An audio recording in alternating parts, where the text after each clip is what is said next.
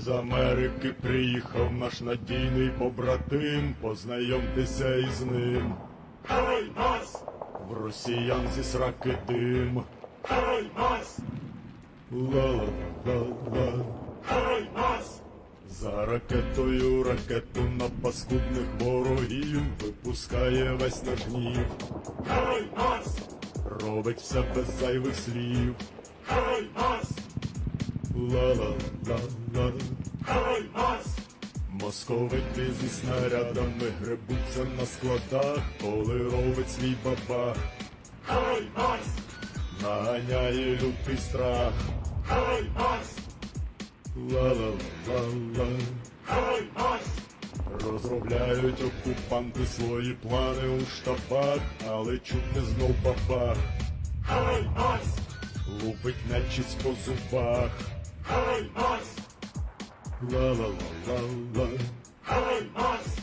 Окупанти лиш заповнили склади своїм пальним, як вітається із ним. Підіймає чорний дим. Ла-ла-ла-ла.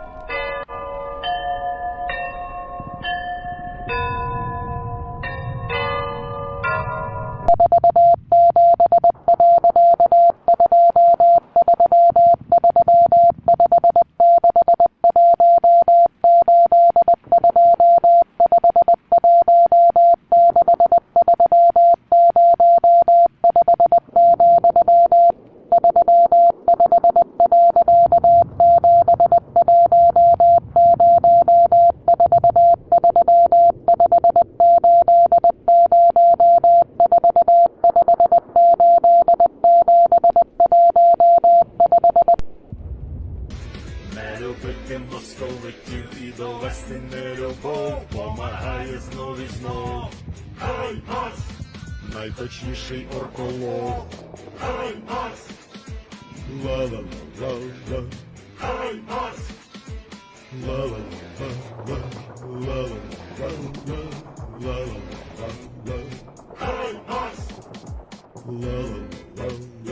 Ла-ла-ла-ла. Ла-ла-ла-ла.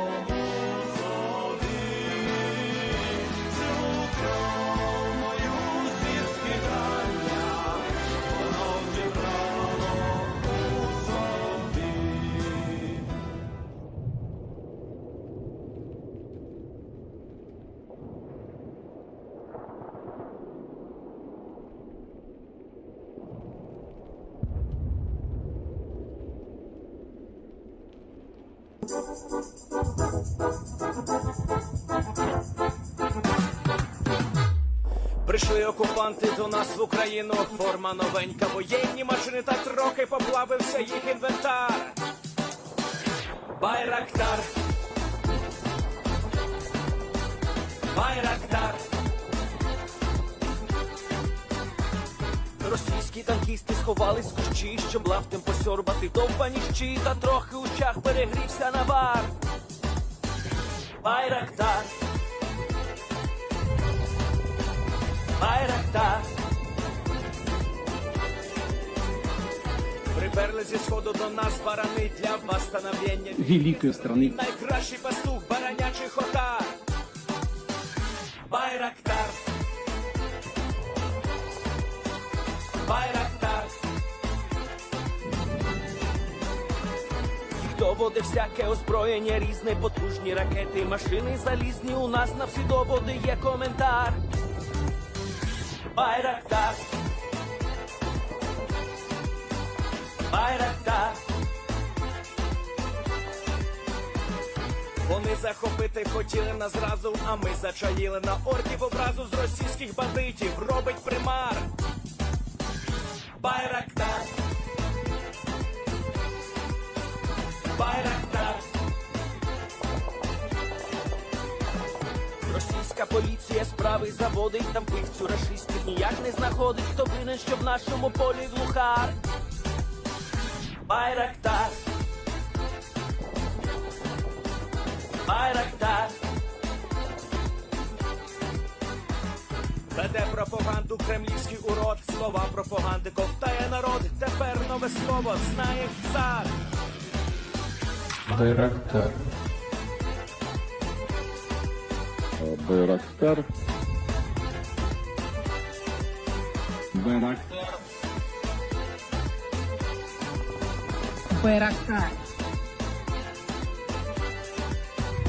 Байрактар.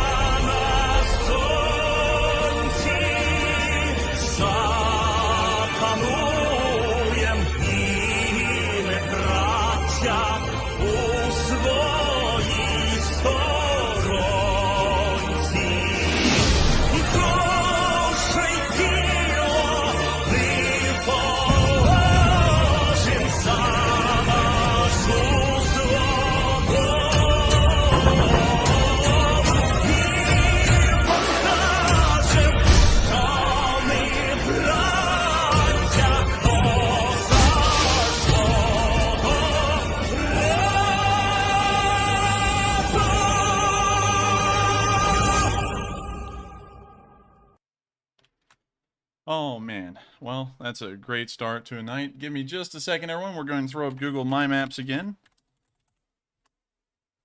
Give me just a second, everyone. We're throwing this up off screen, and I'll pull it right over to the screen right when we get it up. There we go. All right. So, now let me pull this over the OBS, and welcome, everyone, to day 155 of the news. I'm the Enforcer, and I'm accompanied by Enforcer Matt. And good evening, everybody. It's Enforcer Matt, and welcome back to day 155 of the news, and it's good to see everybody once again.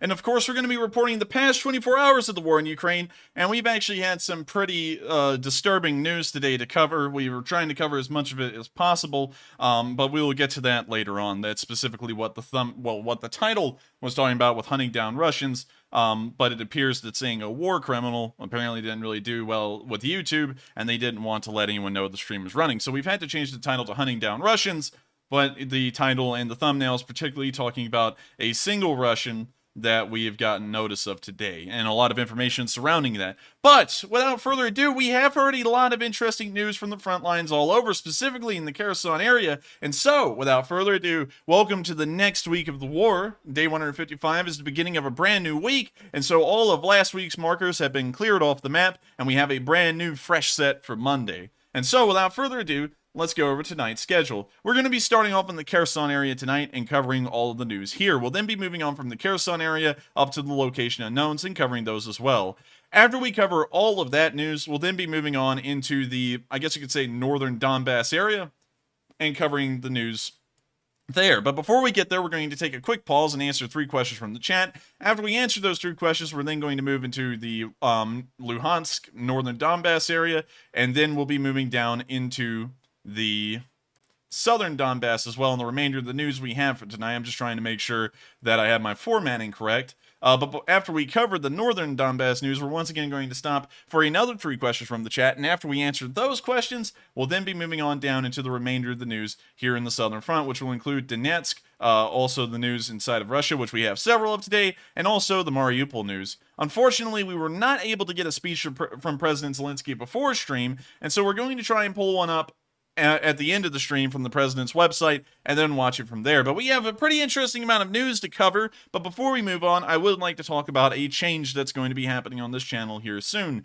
If you've been watching the summary videos will be concluding on Sunday. The last one will be uploaded then, and then from then on, that series of videos will be canceled. There's a couple of reasons for me doing this, so please hear me out before y'all say, oh man, that sucks. Because if you hear the reasons why we're canceling it, y'all see kind of the reason. So, I've been covering this war for 155 days straight, and I rarely ever get a break from it. The only break I get is on Monday. And so for about 9 to 10 hours a day, every day of the week, 6 days a week, I'm looking at the war. And there's a lot of stuff I see that some of y'all or most of y'all may not see, and it's usually most of the gory and gruesome stuff. And I have to see that every single time I make this stream or I make a summary video. But the problem is that the summary video takes about an hour to an hour and a half to make, and it's very exhausting for me to do. And on top of that, I have to see all that stuff twice over in a single day to make that video. So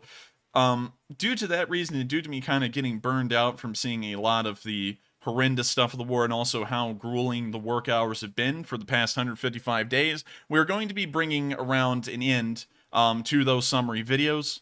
So that way, when I do eventually get a little bit rested up compared to what I am right now, we'll be able to focus on some other things and moving this channel on forward. Because while we've been covering the Ukraine war the entire time, of course, wars are not the funnest thing to cover, and while I try and keep it as lighthearted and as informational and watchable as possible, for me, it's a totally different story. So we'll be trying to move on to different kinds of news. The government cheese video was an attempt to move in that direction, but now that I look at it, it may have not been the best move in the right direction, and so we're most likely going to be moving on to other news from all around the world. That could include the Chinese-Taiwanese situation, and we could also be covering the large things that have been going on recently in previous times that could be coming up in the future. For example, the assassination of Shinzo Abe. If we were not making the summaries, we could have made a short video about the news on that when we got all of it. And we could do all kinds of things like that. So that's also kind of the second reason we're going to be putting it close to those, because I would like for this channel to actually become a real news channel instead of just a Ukraine war only channel. So that way, if y'all enjoy this coverage, y'all be able to enjoy this kind of coverage on any topic that is going on in the world right now.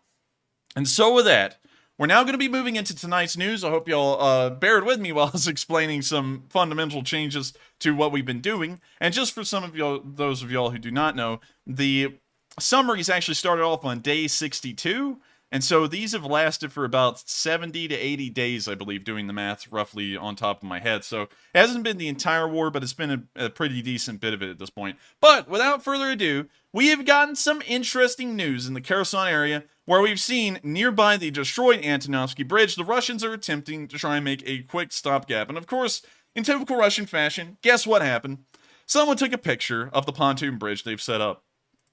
Of course, the United States was mostly going to provide satellite imagery showing this pontoon bridge, but as you can see in this picture here, sitting right by, literally adjacent to the Antonovsky Bridge, is a pontoon bridge that the Russians have set up. Now, if the Russians aren't trying to make this easy, they certainly are making it as easy as possible. What we're looking at right here is a bridge that's just almost less than 100 yards away from the actual Antonovsky Bridge, which was just wiped out by HIMARS earlier, and now they've set up a temporary pontoon bridge that will most likely also be hit and destroyed, much like the Antonovsky Bridge just right nearby. And of course, the Russians don't do themselves any favors by doing something as idiotic as taking a picture of it and then uploading it to the internet for the whole entire world to see.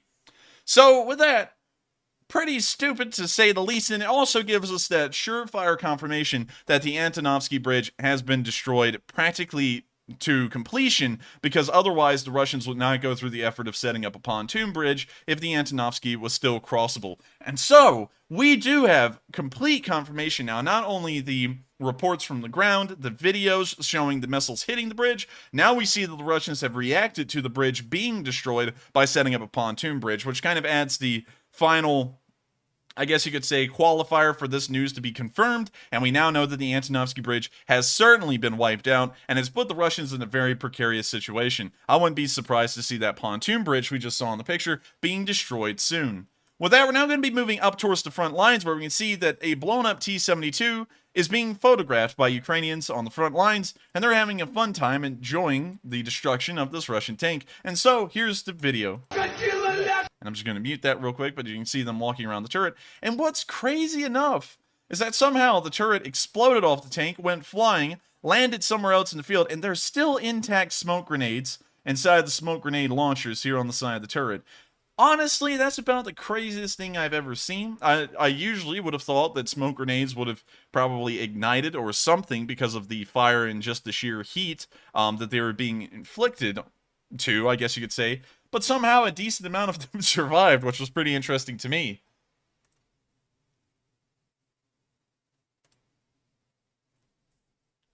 You now see them looking at the barrel of the tank.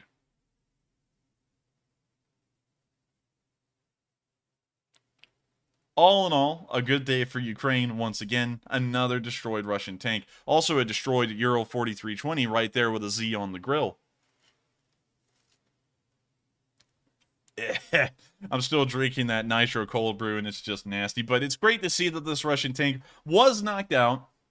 And I have to say that kind of a little bit of an introspective thought, I saw a very sick thing today. We'll cover that later. I'll actually include that in the whole story instead of giving a part of it now and then getting to the rest of it later. So what I'm talking about will be covered later on in the stream in the Luhansk segment, and we may also include some of the Russian news there as well.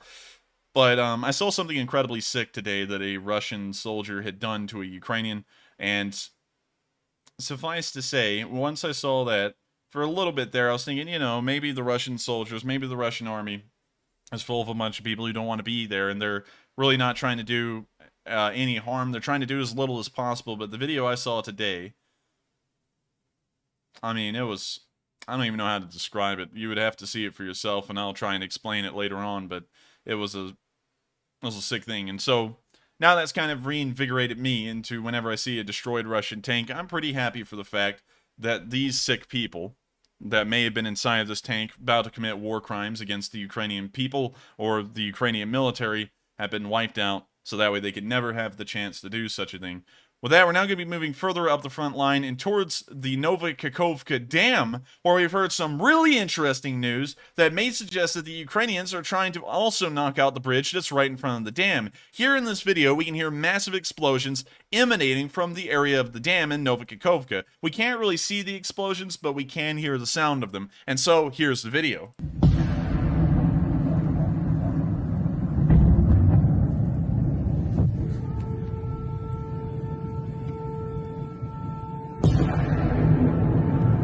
You can hear the explosions in the distance, which from what we were able to tell is emanating from the Kakhovka Dam.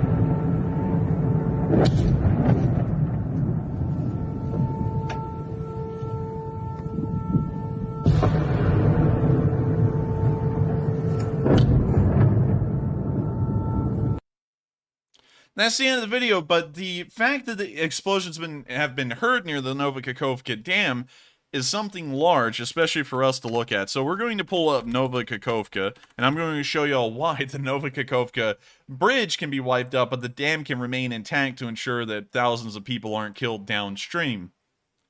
So if we go here to Google Maps and we zoom in on the specific location, you'll actually see that the bridge is not on the Kakhovka Dam, it's actually in front of it. And so you can strike the bridge and not take out the dam. However, there is a little bit of a catch here. There is a railroad track that does cross the top of the dam, and in an emergency situation, you could drive vehicles across this railroad track like it's a road, but by and large, you will end up using this bridge just right in front of the Kakhovka Dam. In fact, you can drop down on Street View and see it right here and see that it is actually separated from the dam itself.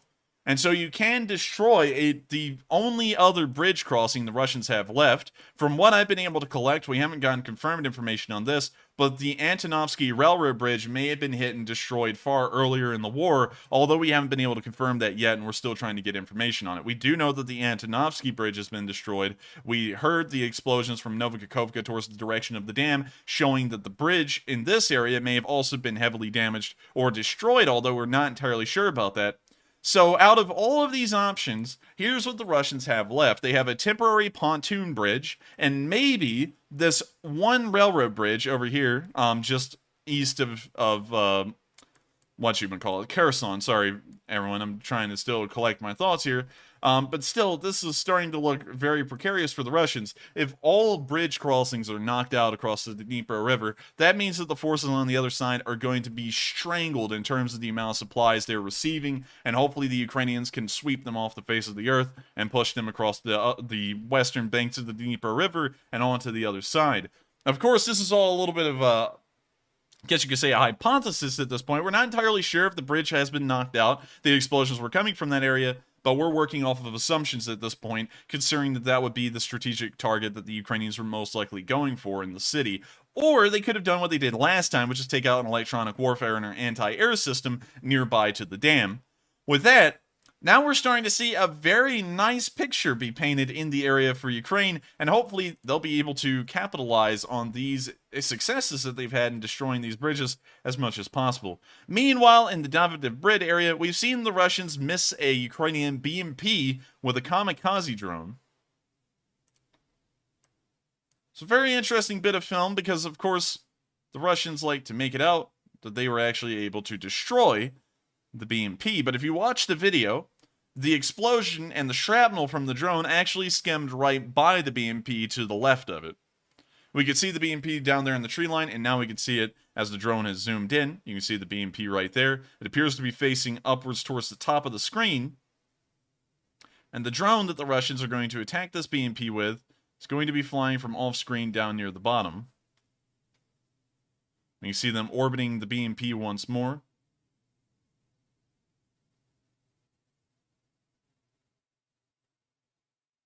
And there's this kamikaze drone right there. You can see the shadow of it on the ground as well. And as it flies in, it explodes to the left side of the lip of this dugout, as you can see right here. And it appears that the shrapnel, if you're following my mouse cursor right here, it just skims right in front of the BMP about in this direction. And so as far as we can tell, it missed. Of course, the Russians never show us the aftermath footage of whether the BMP burns up or not, which is also additional confirmation to say that this drone did not hit the BMP, because if it had, the Russians would have had no reason to cut out the footage of the BMP burning. And so the Russians, of course, in their typical pursuit of trying to create propaganda, have to do with the best they have. The Russians hit the Ukrainians so few times in this war, destroying very little vehicles and very little, I guess you could say, infantry, that they have to show near misses and make them out to be dead-on hits. And if that doesn't tell you how badly the Russians are trained and how badly the war is going for them, this video explains that very well, that they're trying to use this and say that a Ukrainian BMP was wiped out by a kamikaze drone. With that, that's the end of that video, and beyond that, of course, due to the media blackout in the Kherson area, we haven't gotten a lot of additional news from the Ukrainians as to how this is going. We have gotten the rumor that it is still going well as of today, but we don't have any official confirmation for that, any video evidence, or any such things like that. And as y'all remember, the first time I used anyone else's video, well, not video, anyone else's news as a source, I actually was disproven the next day because they said that the Russian forces had been encircled at Viskapilia, and since there was a media blackout, I was trying to find any news to report, and so I lifted my own rule for a second to include external news, and then the next day they came out and said, we lied, that didn't actually happen. They're about to be encircled, but they're not encircled, and they may even be retreating out of the area of the village. And so that's why, although we don't have a large amount of news, I'm not going to be drawing any more on external news outlets and sources of any kind, because there's always a game of Russian roulette that one plays when doing that, because they could end up being entirely wrong, because a lot of people, unlike this channel, base their news coverage on believe me bro or trust me dude instead of video and picture evidence like we do here. So unfortunately we are not able to change the front lines or actually speak of the Ukrainian situation here, but we do have the suggestion that it is still going well, and we will hopefully have some kind of information to back that up here in the future. With that, we're now going to be moving out of the Kherson area, and we're now going to be moving up towards the Kharkiv area and our location unknown news, which we have a small amount of today, only 6 pieces, which I'm pretty happy with. Starting off, we can see a Russian BTR-82 being destroyed by the security, well, actually the Ukrainian airborne forces, as we can see in the top right. We can see that they found the BTR and have now dropped a bomblet onto it, and in typical fashion, it looks like the BTR did not last long. The Russians like to play a somewhat expensive game of rock, paper, scissors, and they always choose paper, and the Ukrainians are always choosing rock, and it appears that the Ukrainians are always winning. And so hopefully the Ukrainians can keep this up. Another BTR-82 destroyed is another APC that the Russians will not be able to use. And just for those of y'all to get an idea, how much does a BTR-82 cost? The BTR, 77 billion. That's probably in rubles. 104. Wait a minute, USD 104. 1 million. Wait a minute, I want to actually get a number on that because that was all just gibberish. So apparently, BTR costs somewhere around $420,000 to $500,000. And just for those of y'all to get a perspective in the normal world of how much this BTR actually costs, it costs about as much as a Rolls-Royce Wraith, I believe. So let's pull that up. Rolls-Royce Wraith cost. Actually, no, it's far more expensive than a Rolls-Royce Wraith. It's more closer to the cost of a Rolls-Royce Phantom. And so while these tanks, whenever we see them on film and get to take a good look at them, they look like garbage on the inside, these things cost more than a luxury car that a multi-millionaire or even a billionaire would be driven around in. And so that kind of gives you a perspective of the monetary losses that the Russians face even with the loss of a simple APC. These things cost the price of a luxury car, and they're getting wiped out like there's no tomorrow inside of Ukraine. And so hopefully the Ukrainians can keep this up. I don't think the Russians can continue these kinds of monetary losses or military losses throughout the course of this war, and hopefully we'll see that that does come into effect in at least the coming months.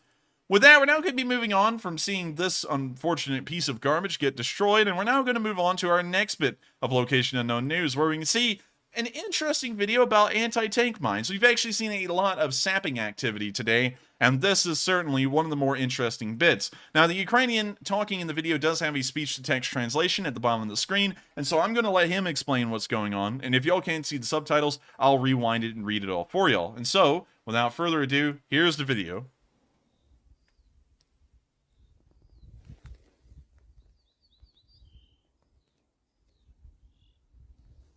Вот такая хуйня, видите? Жили мы здесь дня 4 в этой посадке. И сегодня совершенно случайно общаюсь с женой.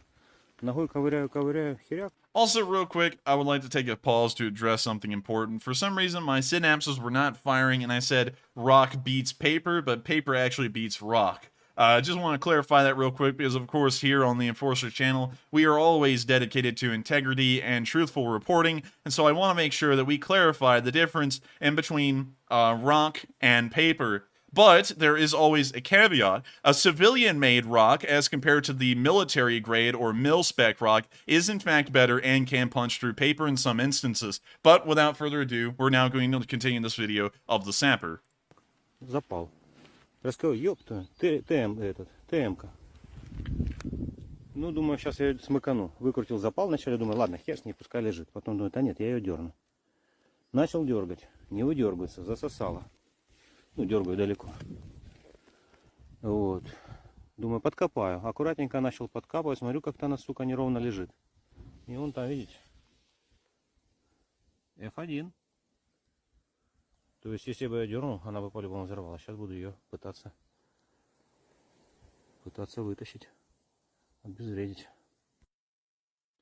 An interesting video, and we can see that the sapper here was talking about how the mine was actually in a pretty precarious position and could have exploded. Luckily it didn't, and of course the Ukrainian sappers are, as far as we can tell, some of the best in the world at doing their job. We haven't seen a lot of them fail, and I think if they were to fail, we probably wouldn't see a video of it, but still, it's good to see that they're out there trying to clear the minefields, as a lot of these have been laid out in areas where farmers, of course, till their fields, where people just go out to, I guess, enjoy the wilderness and such things like that, and they have to go through and try and clear the explosives from all of these areas. But of course, it will be impossible. Even in France, 100 or so years later, after the end of World War I, they still have not cleared all of the explosives out of the areas that used to be no man's land, and there are in fact red zones in France where people cannot go because there's so many unexploded ordnances there that could end up killing someone. And so a pretty interesting video, and with that, we're now going to move on to another video showing the job of a Ukrainian sapper in more detail. And so with that, here's a video of this sapper doing his job as well. Ось нами знайдена противопіхотна міна, одна, ось вона лежить. Зараз ми її будемо підривати. Давай. An interesting way to defuse mines, and of course, a huge credit to the Ukrainian sappers. Міни.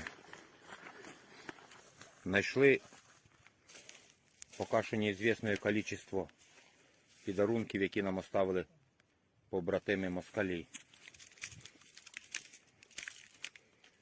Скажемо їм за це дякую. Буде нам, що вам ставить. Сьогоднішній улов. І саме. А що з тобою? Вот вона стоїть. Сучка. Крашена. They found another mine there in the dirt, Боже. and another one. 2 штучки. 3 штучки. А ось лежить ТМ-очка. І ми її зараз розмініруємо.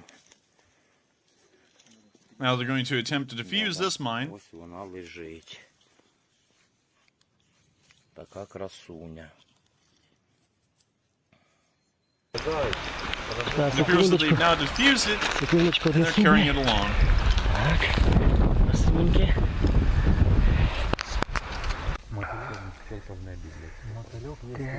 Так, наші сьогоднішні. Ох. Товариші москалі, поставте, пожалуйста, більше мін, бо нам не вистачає ставить вам. Спасибо.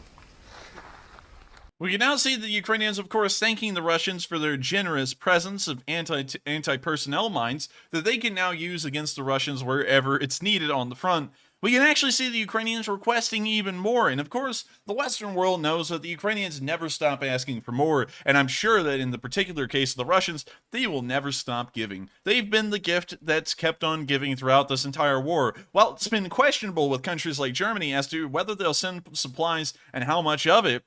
Countries like Russia have just been constantly flowing in supplies and arms to the Ukrainian military to keep them running. We've seen them hand over some of their best tanks, T-90As, T-72B3s, T-80 BVMs. We've seen them hand over BMP-3s, anything and everything you can imagine. The Russians have nearly handed over to the Ukrainians at this point, and I'm just so glad to see that the Ukrainians have enjoyed the way they were laid out. Of course, a little tricky for them to find, but I think that's part of the game, because the Russians always want the Ukrainians to have as much fun as possible. So with that, wonderful thing to see, and it's great to see in all seriousness that these Ukrainian sappers were able to defuse so many mines in this area. We weren't sure how big the area was that they combed, but of course, it's great to see that they were successful at all and that none of them got injured or killed as far as we could tell. And so with that, we're now going to be moving on to our next bit of Location Unknown news, where we can see a drone dropping some AT grenades on a bunch of folks. Not really a better way to explain this, but the video is pretty self-explanatory, and so I'll just let y'all see it and let it speak for itself. The drone's now flying over the Russians, and we're looking through the camera, which is looking through the bomb cradle, and now it's dropped. Oh my god!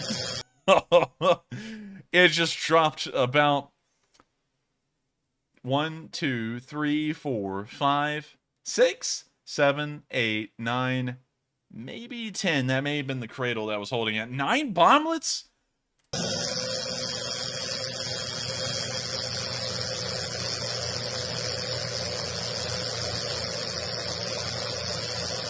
Golly! Oh my god. It looks like they knocked out 2 vehicles down there, because we see 2 fires there continuing to burn, and they're purple.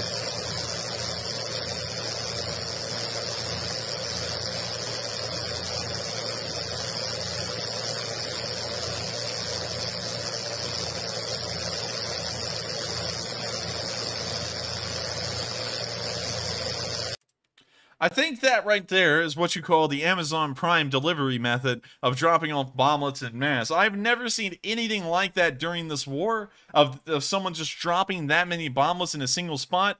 But in all seriousness, this looks a lot like B-17 Norton bomb site footage from World War II. This little bit right here. Wait, hold on. Let me bring it back a little bit further. This bit right here. Oh my god. Actually, we're gonna have to pull that up real quick. Let's see. YouTube. I gotta show y'all this because the resemblance is striking. So, B-17 bomb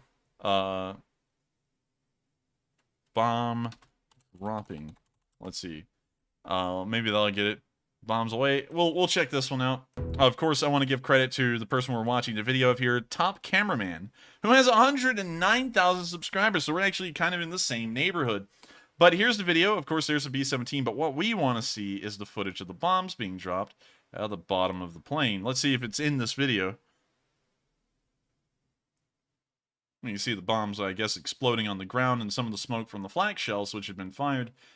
And there we go. All right, there's the little clip we're looking for right here. There's the bombs on their way. And if you look at that footage and then you go back to ours from the drone, it's literally identical, at least in what it looks like.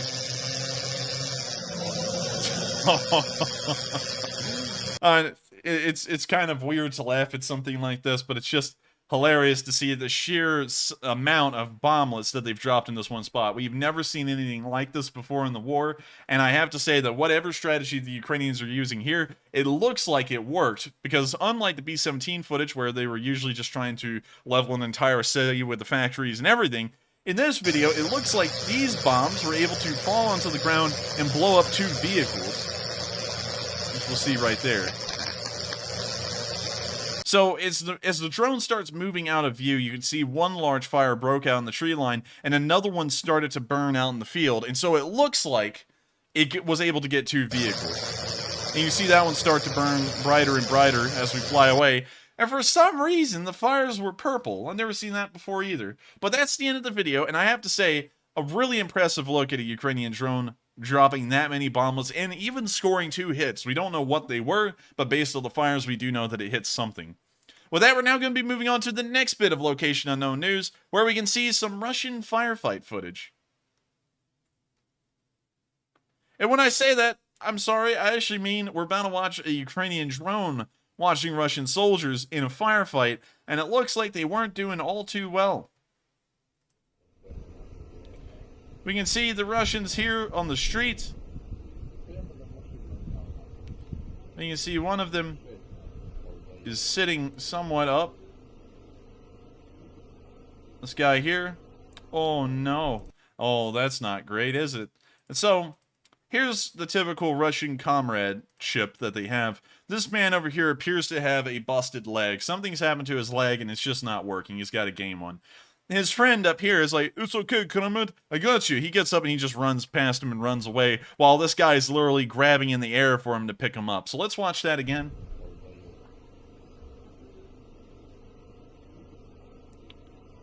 Oh, look at that.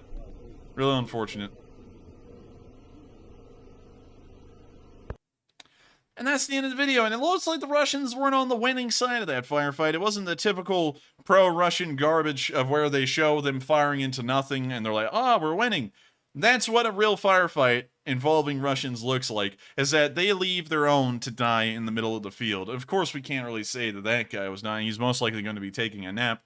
But they just pick up and run. They don't even try and evacuate the wounded, or anything for that matter.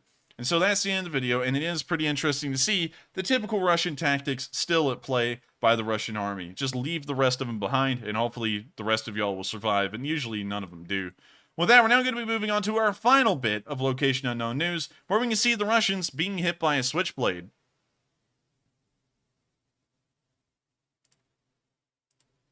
As you can see, there's a large cackle of Russians in the middle of this crossroad. The crossroads are usually the grazing area of Russians in the middle of the mating season, and it appears that the Switchblade has hit and put a couple of them into a nap.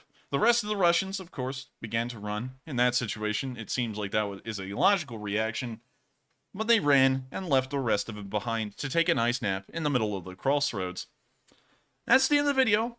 I gotta say, these little Switchblade drones, we're starting to see more and more of them as the war goes on, and I gotta say, they're doing a pretty good job. I mean, like, they're not knocking out all of them. They're not putting all of them to naps, but they're definitely doing a decent amount of work as compared to, say, nothing. And so I would have to say that thank you to the United States government again for sending over these Switchblade drones to the Ukrainians. At the beginning of the war, we were doubting them. We didn't really hear a lot of information on them. But as the war continues to go on, it seems like they're starting to prove their worth, a little by little.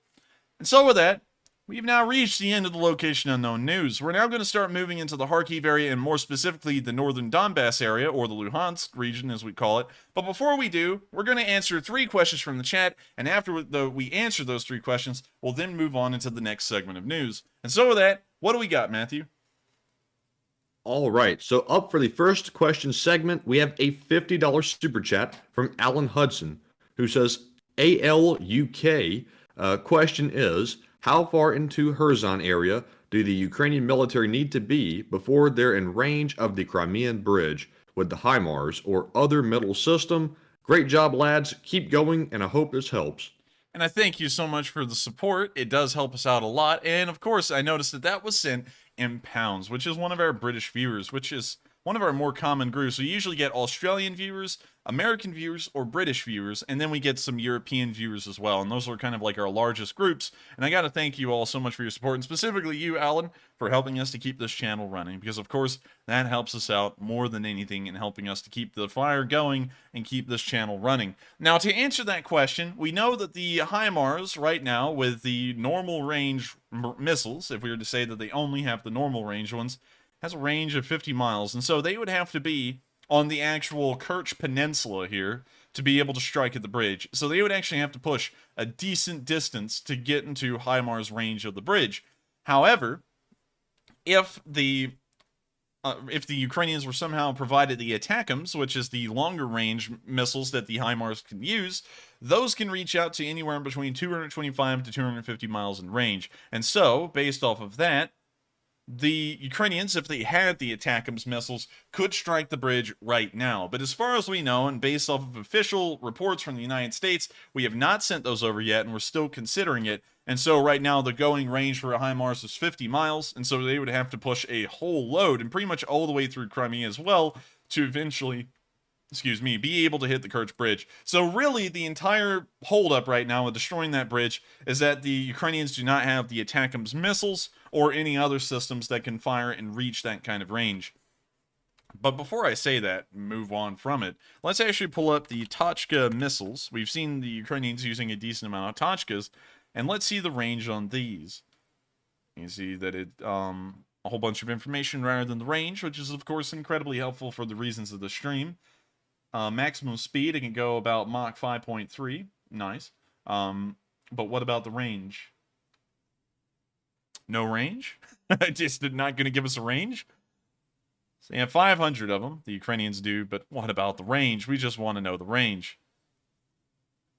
Let's see.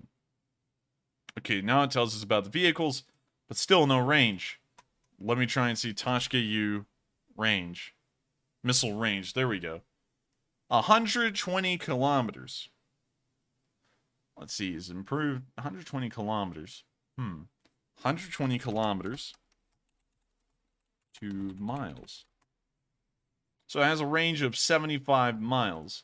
And so, if you're using a Tochka, you would only have to get that close to the bridge to be able to hit it. And so, unfortunately, it doesn't look like the Ukrainians will be able to knock out the Tochka bridge anytime soon, as I think the Tochkas are about the best ballistic or cruise missiles they have in their inventory with the farthest amount of range. And so, unfortunately, it doesn't look like they'll be able to hit the Malin, but still, I still have hope that eventually someone will give some kind of weapons or something like that to the Ukrainians that can reach out to that range, but sadly I don't think any Western countries will, because it could be implied that they're trying to get directly into the war if they provide that, although we're kind of directly involved by the amount of support we've given so far. And so with that, thank you so much for the support, Alan Hudson. I hope that does answer the question, and I thank you so much for being a long-time viewer and helping this stream to keep on running. And with that, we're on to the next one. And up next, we have a $40 super chat from Turn Off Your Gaslight, who says, don't forget your friends up north. And turn off your gaslight. That is an incredibly good observation. And also, thank you once again for reminding me to turn off my gaslight, because, as y'all may know, gaslights can burn down houses. But moving on from that, thank you very much for reminding me of all of our Canadian viewers as well. I kind of consider Canada and the United States to be about as close culturally to each other as any country could be in the world. And so usually I forget about the Canadians because I consider y'all almost the nearest thing to Americans rather than actual Americans. But I thank you so much for the support, Turn Off Your Gaslight, and reminding me of the Canadians, because while for some reason I have that thought in my head, y'all are Canada, and I do thank you all so much for watching as well. And of course, let's list off a couple of the countries that a lot of our Elite Spring Army members are from. Canada, United States, United Kingdom. I do know that we have a couple in Germany. Don't know about France. We haven't heard about that. We do have some Norwegian viewers. We also have, I believe, a Swedish viewer or a couple. We have some Polish viewers. Of course, a couple of Ukrainian viewers. We have had a few Russian viewers. We've also had a Japanese viewer. I think we've had a couple of Indians. We have also had some South Koreans. Maybe one North Korean. Of course, I'm just kidding about that. Let's see, what else? Where else has everyone been from? I think we've had someone from, let me think. I think that's about it. I mean, like, in terms of the spread. Okay, we got Anderson Oliveira from Brazil. And then we got some Mexicans. We do have some Mexicans, I forgot about them, but of course they are here as well. But we have a large amount of viewers from all around the world, and thank you so much once again for the support, Turn Off Your Gaslight, and for reminding us of where everyone's from. And also, we always have Puerto Rico, which, as we all know, all of Puerto Rico is with the Enforcer, which I think is really cool, and I like that. So with that, oh, yes, I forgot. Australia and New Zealand. I'm sorry. I mentioned y'all earlier, but for some reason I forgot about y'all then. But yes, Australians and New Zealanders also make up a large amount of our viewership as well. And so I just saw someone say Birmingham, the pride of England, and we'll save that for another time. But thank you all once again so much for enjoying the stream, and it's so good to know that we're able to reach all kinds of people from all around the world with the news of the war in Ukraine, and hopefully in the future we'll be able to reach everyone around the world with the news pertaining to the entire globe and everything that's been going on as of late, as it appears that we've definitely entered a historical period of time that will be remembered in its own segment. This isn't going to be some kind of interim period like the interwar years were in between World War I and World War II, or the years in between, well, there really wasn't any years in between World War II and the Cold War. It almost started right off the bat, but I guess you could call the official beginning of it 1947 or 1949. But still, it won't be remembered as those kinds of interim years. This is definitely now, I guess you could say, a segment of history in the books, kind of like how the Spanish flu was, or World War One. We'll remember the Ukraine war and also the coronavirus as its own very distinct historical period, and also due to the oncoming recession, which is coming up, which was officially announced that it is definitely happening. That will also add a lot to the historical value of the period we live in. And so, if you have no reason to be excited right now, just be excited that you will make up one page in a middle schooler's history book that they will not pay attention to in about 50 to 70 years' time, and we'll have our credit in the books. And so with that, thank you once again, Turn Off Your Gaslight, for the support, and we're going to move on to the next one. And next up, we are paid a visit by the Salmon Nation. S. Moore puts in a $25 super chat and says, Sylvia the Sockeye reports from the old Tayi salmon from the River Clan Campbell. He advises, complete the Kherson cutoff to then feed Putin to the crabs or the slime eels. Well, I thank you so much for the support, and it's great to hear that the Sockeye Nation is back and it's kicking. We haven't heard about the Sockeye Nation in a while, and so it's great to hear about them, and I'm glad that the Sockeye Nation is doing well, and apparently is now allied with the Clan Campbell for some reason in Scotland. Interesting. We'll look into that. But anyways, moving on from that, I would agree that completing the Kherson counterattack and the ensuing encirclement would be something, I guess you could say, beneficial to do. I mean, like, it's obvious. It would be incredibly beneficial for the Ukrainians to conclude this cutoff. And if the Ukrainians were able to keep a lockdown on the Dnipro River and ensure that no river or bridge crossings of any kind existed, whether they be railroad bridges, real bridges, pontoon bridges, or anything in between, they will ensure that the Russian forces on that side of the river will starve and will run out of supplies, and they'll be able to either create mass surrenders or, of course, mass casualties, which the Russians wouldn't really be able to lie about. But then again, that's putting a little bit too much credit into Russia, because they'll lie just about anything. In fact, they'll paint it as a victory. But still, I thank you so much for the support. It's good to hear about the Sockeye Nation, and I do agree that completing the Kherson encirclement would be incredibly important to ending this war. With that, we have now answered 3 questions in this question segment, and we're now going to move on into the next bit of news, which will be the northern Donbas area, or I guess you could say the northern part of the Eastern Front. If you have sent in a super chat tonight, do not fret. We will answer every single one of them by the end of the stream. We, of course, recognize every single person who supports this channel, and we want to make sure to give you the credit for helping us to keep on running. That does not mean, however, that you have to pay to get a question answered or get recognized. We will answer questions from the live chat that do not have a super chat attached, because we don't want everyone to think that you have to pay to have questions answered. The whole reason of a super chat is to just help this channel keep on running, because we don't make any revenue to support ourselves any other way. There's no ads run on this channel on anything, as long as there's no copyrighted material inside of it. And I hope that to all of our new viewers, you notice that if you wander around on any of our videos or our streams, there's no ads whatsoever. There's no ad breaks. There's no ads at the beginning or the end. Everything is ad-free, because I believe that's the best way to watch a YouTube video. You don't get annoyed by unskippable ads like you're watching television. But with that, we're now going to move into the Kharkiv area and the northern part of the Eastern Front. Starting off in Kharkiv, y'all may be surprised to see that there is nothing going on in this area, which of course is somewhat, I guess you could say, expected. The Kharkiv area has been an incredibly difficult thing for the Russians to contend with, and just about a month and a half ago, the Russian forces here were on the verge of the collapse, to the point that they were refusing passage of the DPR and LPR soldiers that were in the area into Russia, or, as the Russians said, they would shoot them on sight. It appears that the front line has stabilized since then and has become far more hospitable for the Russians, but still is an incredibly precarious area for them, and they're usually taking a large amount of casualties and doing really nothing rather than holding the ground there. It appears that the Russians have also abandoned any ideas of offensive actions in this area, as there's been no force buildup that's been noted or seen by either satellites or Ukrainian reconnaissance or surveillance. We're now going to be moving past the Kharkiv area and into the Chuhuiv area, which of course has nothing else to report as well.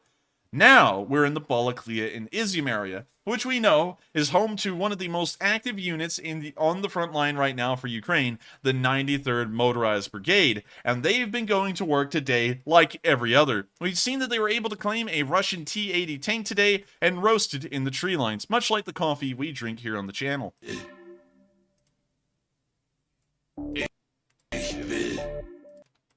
Hang on, there's some music, so we're going to back that up here. We can see the tank right here. And we can see that apparently the chicken is done as the pressure cooker is expelling some heat. Oddly enough, this is not coming from a hatch. This appears to be coming from the rear of the turret. We now see the drone dropping another bomblet, and right when the bomblet explodes in front of the tank, another little bit of fire comes out. Someone needs to pull that chicken out of the pressure cooker. Now it appears that the pressure cooker is also letting off some steam as well. Very interesting little combination we got going on here.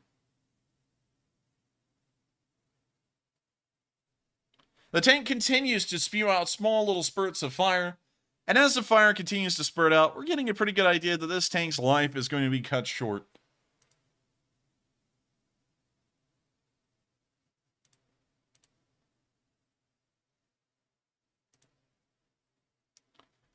Just for those of y'all who may not know, fire coming from the inside of your tank and shooting out of the top of it is usually not a good sign. That shows that your tank has taken a lot of wear and tear and may be needed to take into the repair station at your local dealership to try and have that looked into. It's usually not something that you want to keep going for long. Or as the car mechanic said on the Seinfeld show, "You see this gasket? I have no faith in this gasket." And the tank continues to burn. It's just sitting there roasting quite nicely, and it's in fact one of the nicer tanks that the Russians have that they can use. This is a T-80 BVM. And this is nothing to scoff at in terms of Russia's tank force. This is not one of their older tanks. This is in fact one of their newer tanks. Just for those of y'all who do not know, because we now have to go into our little informational segment on this specific tank, because we haven't seen these in a while. The T-80 BVM, which will go to military today, you can see it right here. This is a T-80BV, which is an upgraded version of the T-80. Well, this is a T-80 BVM, which is the upgraded version of the T-80 BV. The T-80 BVM was publicly revealed in 2017, and so as far as upgrade packages go, this is the most modern tank that the Russians are actually fielding beyond the T-90M, which we've hardly seen any of beyond the propaganda footage that was made at the midway point of the war so far, and then we saw one get destroyed and we never heard of them since. Apparently, according to the article here on Military Today, Russia operates a total of 4,500 T-80 main battle tanks, but due to the high operational costs, these tanks are being kept in reserve. And we also know another thing. When they say being kept in reserve, this is the very polite way of saying these tanks will never see the light of day, and a lot of the T-80s are so old and so decrepit they will never even run if tried to start. And so on this aspect, we know that there's a very small amount of operational T-80s, and out of all of them, the T-80 BVMs are some of the rarest, and they're also some of the newest upgraded versions. As we read through the rest of this article, because of course it's always good to know about the kind of vehicles and the numbers that the Russians have of these, which it appears, one second, armament, mobility, let's see, maneuverability. I was trying to see if we had any numbers here on the actual amount of T-80 BVMs, but earlier it was planned that the T-80 series tanks would be retired by 2015. Now, here's something that historically shows that the Russians are having a bad time economically and also in their military expansion plans. The T-80s are incredibly expensive, and so retiring them would have incurred the means of replacement. And here's where the massive conundrum starts to appear. The T-80's replacement was most likely going to be the T-14, because the time that the T-80s were going to start being retired, in 2015, is the exact same time we saw the T-14 Armada rolled onto the world stage for everyone to see and oogle and google about, and then the whole entire world was captivated with the idea that the entire Russian army was made up of these drone-like tanks. However, that never came to be. The T-14s were incredibly expensive, and to this day, they still not wrung all of the problems out of that tank for it to actually enter production. And so the Russian Ministry of Defense was faced with a problem. There was no replacement tank for the T-80s they were about to retire, and so what do they do to keep these T-80s relevant? Well, they slap on another upgrade package, and that's what you're looking at right here. This is the latest and greatest implementation of the incredibly old T-80 series tank that they've now tried to bring up to modern spec. And so under all of this fancy, I guess you could say, explosive reactive armor and extra kinds of Contact 5 that's on the front of the hull is a normal T-80, which I'll pull up right here again, so that way you can see what's under all of that upgraded package. Let me go here. Let me try and find y'all a good example of a normal T-80. And when I say normal, I mean a T-80B. This is what a T-80 actually looks like. And so under all of this fancy upgrade package, all of the Contact 5 that's been strapped onto this tank, this is what it actually looks like when you strip all of that off. It is the exact same tank that the Russians were using way back, and we're actually going to get a specific number here. This tank entered service in 1976, and you're looking at the exact same tank, and the only difference is that there's been some upgrades to the armor, and also they've added in an infrared imaging system, which is the large camera that you cannot see here, which I'll try and show y'all. In this picture, if we go to all of the large pictures and flip through here, come on, hurry up. I want to see it. We can see the thermal imaging system right there. That's really the only other upgrade they've given to this tank, and that's considered just standard these days. Technology has just advanced so fast that while thermal imaging systems in the late 90s and early 2000s was considered cutting edge, nowadays that's just considered the standard go-to. So you can see that the T-80 BVM, while looking cool and incredibly modern and in very rare numbers, and therefore one of Russia's best tanks, is in fact still very decrepit and very deficient off of what the modern battlefield requires. And so it's great to see the 93rd Mechanized Brigade knocking out another one, and I hope that they're able to continue on these kinds of losses, at least in the ground forces. But the 93rd Brigade likes to spread out the amount of damage they're able to inflict on the Russians, and we saw that they actually shot down an Orlan drone today as well with a man-pad. The man-pads that were used in this video were Stingers. We see the Stinger being shot almost directly upwards, and it slams right into the drone. Yes! The cameraman, of course, is flipping because they just knocked out another Orlan. And here, they got the remains of the Orlan in a nice bag. It looks like a parachute actually deployed from the Orlan, which is pretty interesting. Камера. А де камера? Камера вигоріла, да? Все, стакан. Стакан з камери, да? Я бачу, що він вигорів. Вигорів повністю. Що регулюється. А движок самий той самий, повністю. Движок цілий. О, мені якась на машині. Маркировка є якась на движку там? Та хуй ось очка. Я понял. Що це було там? Ну все. Спасибо, що забрали. Слава Україні. You can see them, of course, throw out the typical little line. And now we can see a really cool outro. And I have to show this one to y'all, because usually I avoid these, but they had a really cool one.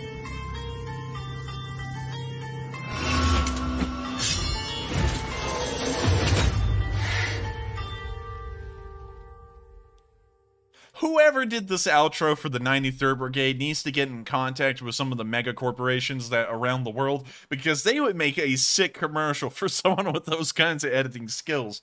But beyond that, it's great to see that the 93rd Brigade shot down an Orlan drone, and it's wonderful to know that not only does the 93rd destroy forces on the ground, they also destroy some of Russia's forces in the air, just like that drone.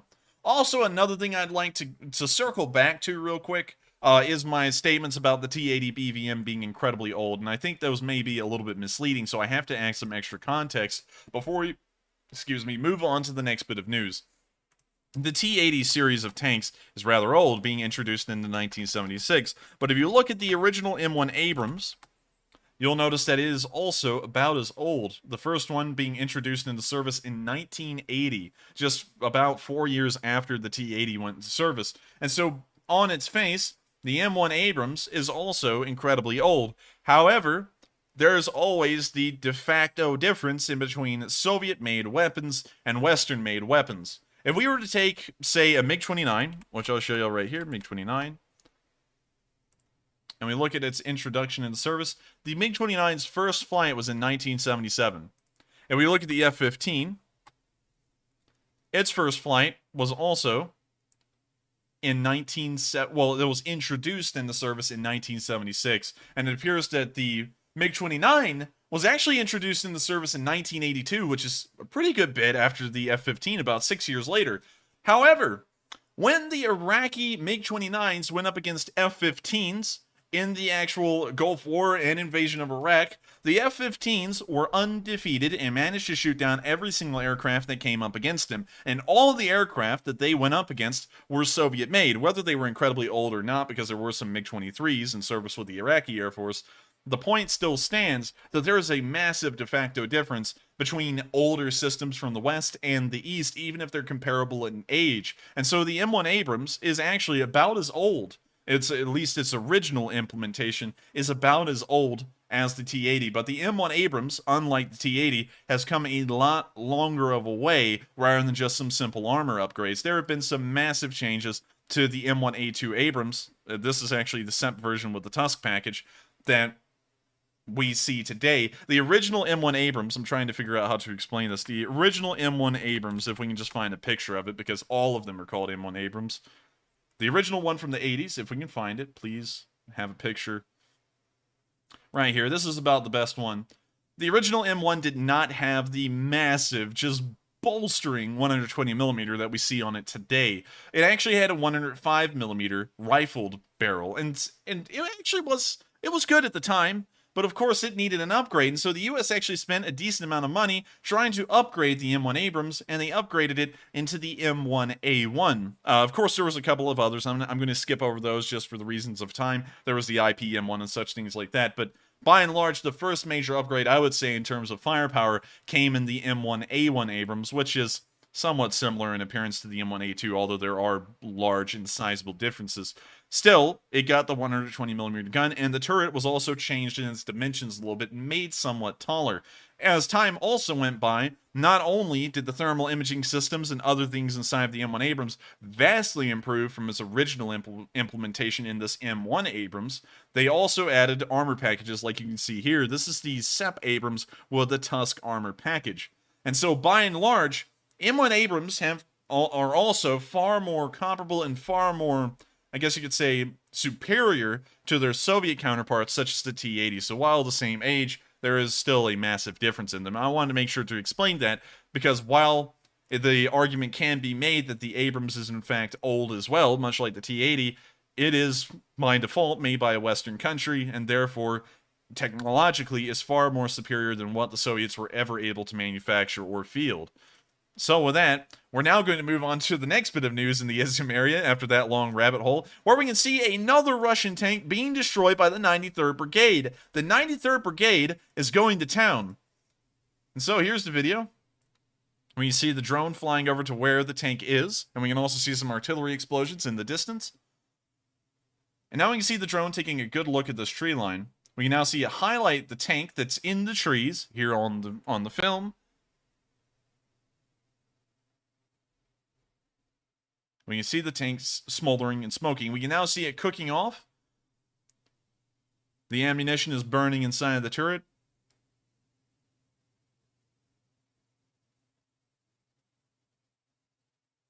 A nice little thing to see. I don't think that tank will be usable. And I don't think the repair or warranty department will really have a lot to say about that. It may even be over mileage, considering that's about a 50-year-old tank. The tank is now thoroughly cooked, and it's now ready to be served to the Ukrainians as a war trophy. And you can also see a Z right there on the back of the turret. That actually appeared to be a T-80BV. We're not going to go down a rabbit hole on that one. I already went down a whole massive discussion about the T-80s and also Abrams. For some reason, I went over there. But still, it's great to see that the 93rd Brigade is literally carrying the entire northern part of the Eastern Front and wiping out masses of Russian vehicles, personnel, and drones every single day. We've almost never gotten a lack of news from the 93rd Brigade, and they continue to set out themselves a name in this war, and they've been doing this ever since the very start when they were around the Sumy area. With that, we're now going to be moving past the Slovyansk area and also the Cave Monastery area, because we've not had anything to report of sizable mention here. We're now going to move into the Sewerodonetsk area, and I'm now going to have to, of course, take the liberty to tell an incredibly long story, which will also pop us into the next category of news for a second, because all of it kind of ties together. Some of y'all may have not heard of this story, but I'm going to tell it to y'all in the best detail possible without YouTube coming down here and slapping me on the wrist. Well, it wouldn't be a slap on the wrist, it would be far more severe. I saw a video today that just came out, and it must have occurred some while ago, or maybe recently for that matter, I'm not entirely sure, but it was of a Ukrainian prisoner of war, and so it had to be a while ago because it was in the Sewerodonetsk area, and he had surrendered to the Russians as his unit must have been overrun and he had really no other option. a specific Russian soldier turned the man over onto his stomach on the street.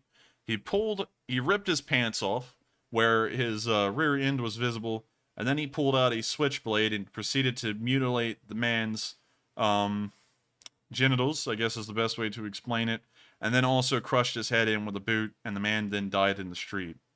And it was about one of the most disturbing things that I have seen in this war. It's still not as disturbing as seeing civilians killed in the Kramatorsk railway station, or for that instance, the attack that occurred in let me get it correct, Venetia, with the poor little girl there.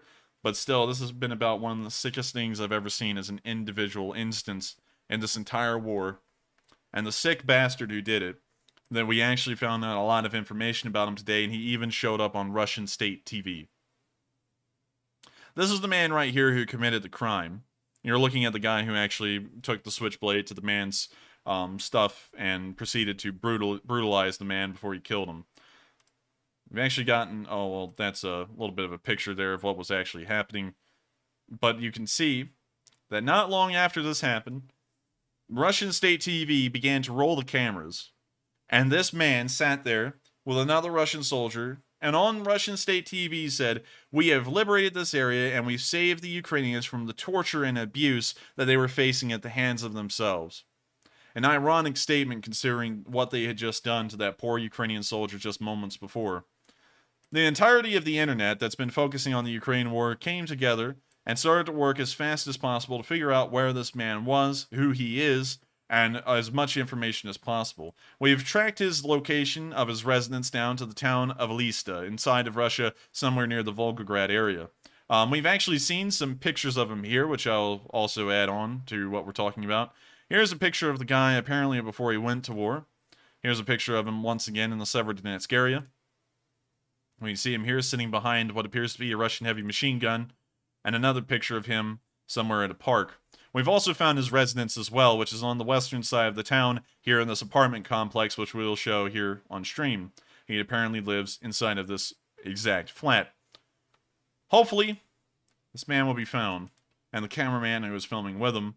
And I'm not sure if the Ukrainian courts will look upon their case with great favor or with great impartiality, and I'm not even sure if this case will make it to the Ukrainian court, because the things that they did on camera today were so unforgivable that I would have to say that I would understand Ukrainians lashing out in anger against this man and maybe returning what he did in kind, an eye for an eye kind of instance. If you see the film I'm talking about, it will fill you with the worst kind of rage imaginable.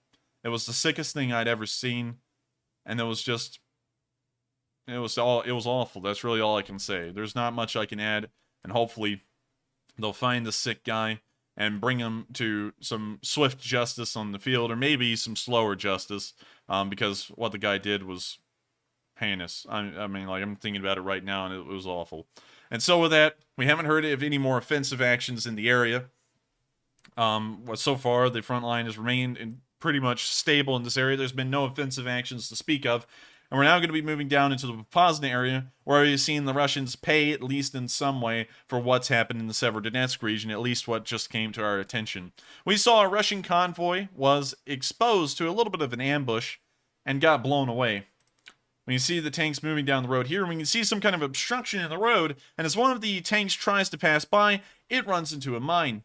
What I'm assuming is that the idiots were driving by another Russian tank that had been blown up by an anti-tank mine on that very same road, and of course, in typical Russian fashion, it never crosses their mind to stop and maybe try and figure out what's going on here. They just continue to race through, slam into the mine, and destroy the tank, and maybe the crew with it.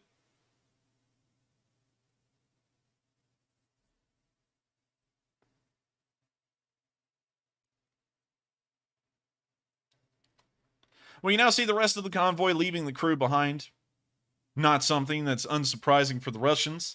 They usually do such a thing. And now that crew that's inside that tank, if they're even alive, has been left to fend for themselves in the middle of the battlefield. We can actually see all three of them running away, so it appears that at this moment, they've been fortunate enough to survive. Still, a Russian tank was knocked out, And that is, of course, crucially important. A single tank costs around $3.5 million, at least the older, even the older but more modern variants of the T-80s, the T-70s, and the T-90s cost around $3.5 million average. And so we just saw the Ukrainians knock out another $3.5 million tank on top of the other $3.5 million tank that was sitting there in the middle of the road already destroyed. So great to see that they were able to knock another one out, and I hope that these kinds of losses continue for the Russians. Moving on down to our last bit of news before we move out of this area and into our next question segment, we've seen in the Svitlodarsk area a little bit of a nighttime firefight from a Ukrainian perspective. And so I'm going to let y'all see this short video real quick, which is rare. We usually see very few nighttime firefights. Both sides don't really have a lot of night vision devices or infrared sights, and so it's very rare to see this kind of stuff, but we did see it in the Svitlodarsk area. And so here's a short video showing this firefight.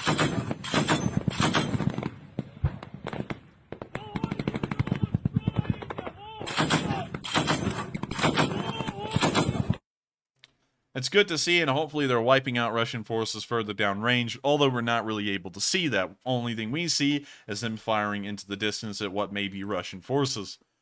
With that, we've now covered all of the northern eastern front news from the Izium area all the way down to Popasna and Bakhmut. So before we move on to the rest of the news we have for tonight in the Donetsk region and also within the remainder of Russia, we're now going to take a quick pause to answer 3 questions from the chat, and after we answer those 3 questions, we'll then move into the last question segment. And first up in this question segment, we have a $60 super chat from Rodney Marita, as well as a $55 super chat from Dio Split. They don't leave comments, but thank you very much for the generous support to our channel, and thank you for helping us to keep running. And I'm sure the Enforcer wants to add a few words, so I'll let him take it from here. And I got to thank you so much, Dio Split, because, of course, and both of y'all, I would like to thank both of y'all, because it helps us to keep this channel running. I know y'all know that as well as anyone else, because y'all didn't even leave a comment. Y'all are just giving support to keep it running. And I thank you both so much, because without viewers like y'all, who support this channel and want us to keep covering the news, we wouldn't be able to. And it's of course incredibly important. We've had people come through at times, and of course trash on us, because we of course take donations to keep ourselves, well, not donations, but super chats to keep ourselves running. But I always don't understand where they're coming from, because they act like we don't require to pay for food and such things like that to keep ourselves afloat. And on top of that, we're also college students, so tuition is also pretty expensive. And I don't understand people who talk like that, because it's obviously important, is considering that we're spending I'm spending 60 hours a week on this stuff to be able to keep myself supported so I can continue to focus on this as a full-time job and a part-time job combined. And so I thank everyone so much for their support, because of course y'all know that we have to keep ourselves alive to be able to cover this news, and y'all are helping us to do so, and hopefully focus on doing bigger and better things in the future. While this Ukraine war stream is good, I would like to eventually try and make it better, and I would also like to try and branch out into other news, which we will be trying to do in the future after the summary videos are canceled. The summary videos, once again, just to explain, are going to be airing for their last time this week, and the last one will be out this Sunday. After that last Sunday summary uploads, we will most likely never revisit Ukraine short video summaries again. The streams will continue until the very end of the war, but those kinds of summary videos most likely will not.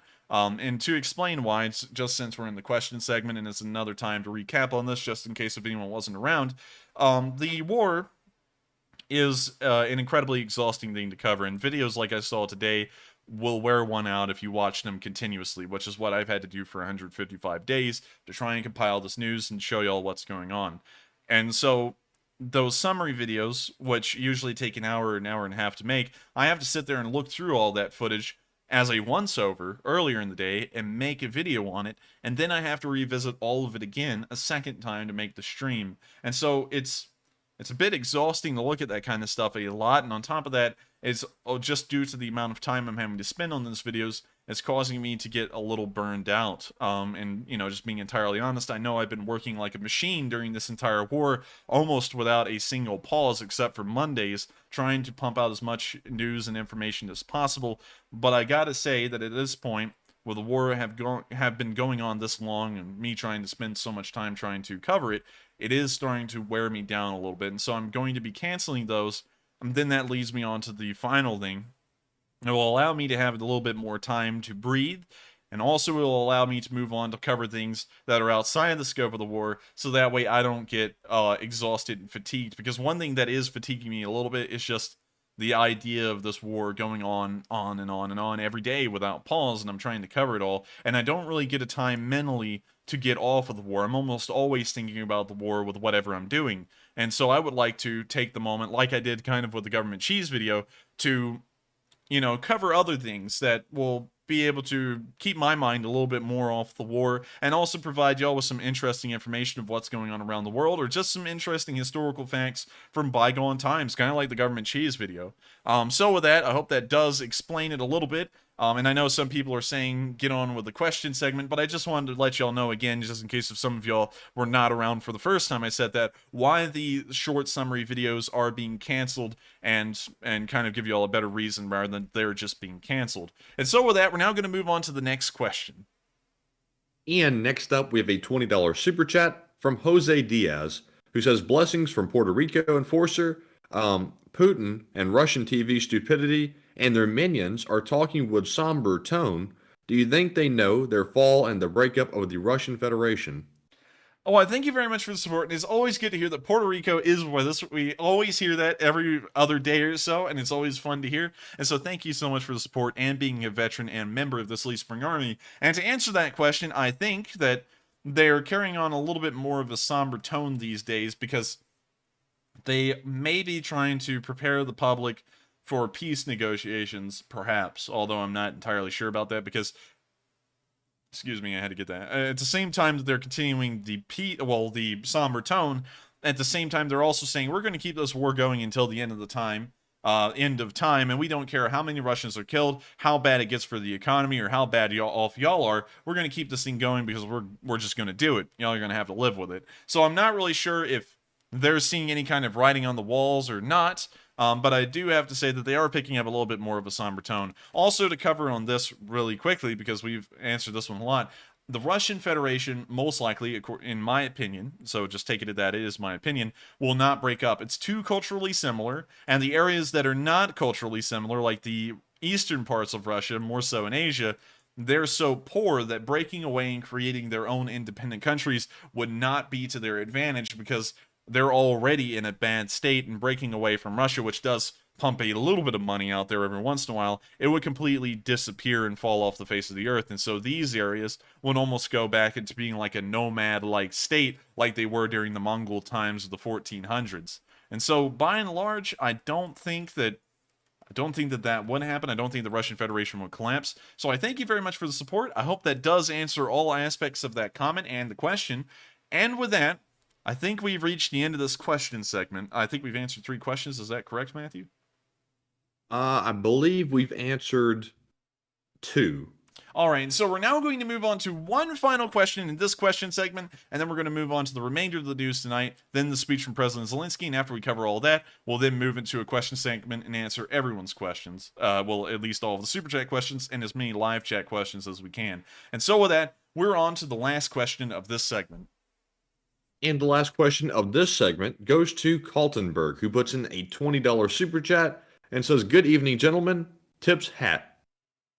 Well, good evening, good sir. Tip my hat. It's good to have you here, and I thank you so much for the support, helping this channel to keep on running. I didn't actually expect the message to end there, and I wonder, what kind of hat are you wearing? Is it a top hat? Is it a fedora? I'm honestly not a big fan of the fedora. It looks like now it's even a website or something, but honestly, you know, it's got its place, but, you know, I'm really more of a top hat kind of guy. I think the top hats look, there's another software company called Top Hat. Top Hat. Let's just get this in here. Come on. Images. All right. Here we go. And not the silly kind of cosplaying ones. I'm talking about a real top hat. A real nice, shiny, schlacked top hat. Back in the day, these were the epitome of class. We can actually see one right here. This is more of what a real top hat looks like instead of the Farbie-looking ones here. But I do think that worn with a 3-piece suit, these look pretty classy. Now, it's gone well out of fashion, of course. It's It's almost rarely ever used. In Britain, it's still used in ceremonial occasions with a three-piece suit. But here in the United States, these things have completely fallen off. But what's cool is that you can actually see people wearing top hats during President JFK's inauguration. So they were worn in recent history, but it's just that they've completely fallen off now, and hats, by and large, have totally fallen off. I know this is a total aside. I'm sorry to everyone in the chat who's like, what the hell is this about? But still, it is a little interesting historical tidbit to talk about. And with that, we're now going to be moving on from that little talk about fedoras versus top hats. But I hope you're wearing a top hat, because I think the top hats are, of course, nice. And so with that, we've now answered the last comment from this question segment. If you haven't thrown in the super chat, we will answer all of them by the end of the night. And we're also going to answer as many live chat questions as we can. But with that, we're now going to be moving down to the Donetsk region and also the news from Mariupol and Russia. And then we'll be pulling up President Zelensky's speech and then watching that, which will then round out tonight's news. Starting off in the area of Kakhovka, we've seen an average day near the front lines where Russian artillery shells are coming down and people are literally trying to carry on with their daily lives and almost are paying no attention to the barrage. And so, here's the video.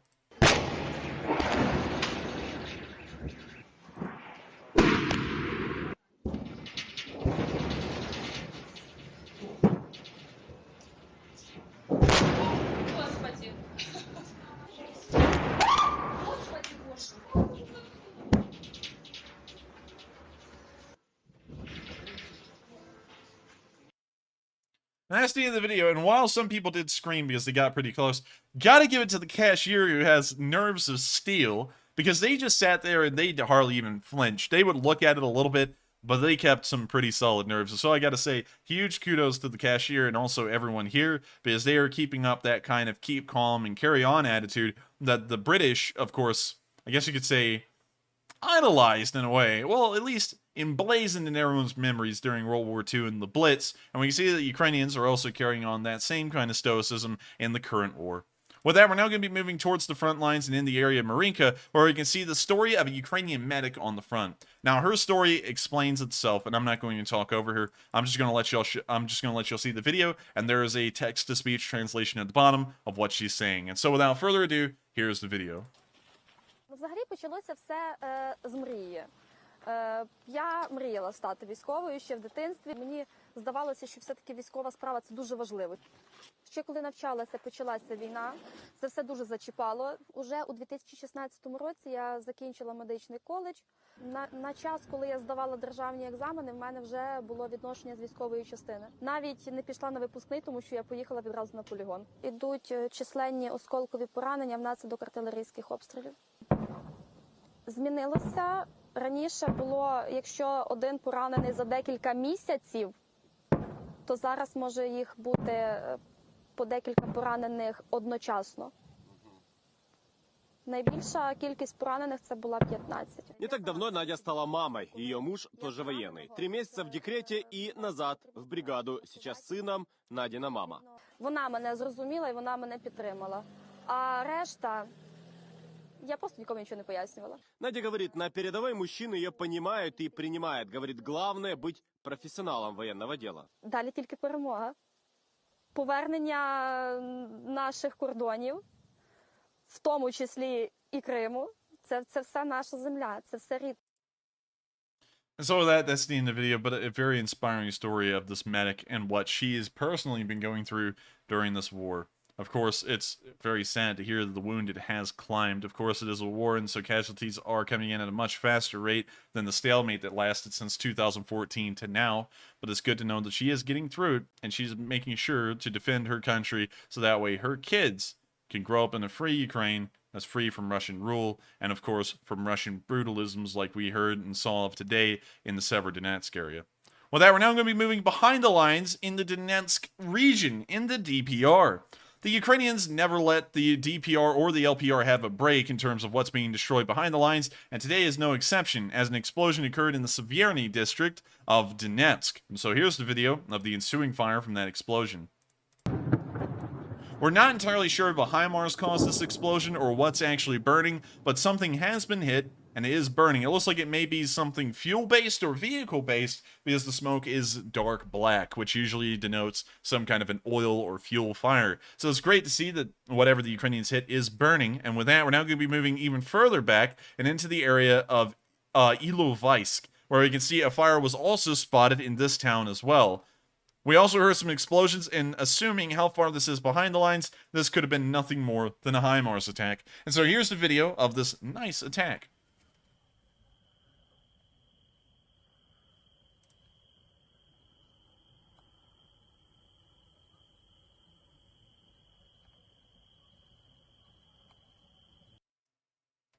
It's nice to see the little fire going on in the distance, and we can also see the occasional flash of an explosion. Thanks to the United States once again for sending over the HIMARS, and they're already preparing to send over another 4. So that means that the total of HIMARS inside of the country will rise to 20. A nice even number, and hopefully a nice rounded number for the Ukrainians as they'll continue to bombard Russian forces and positions well beyond the lines.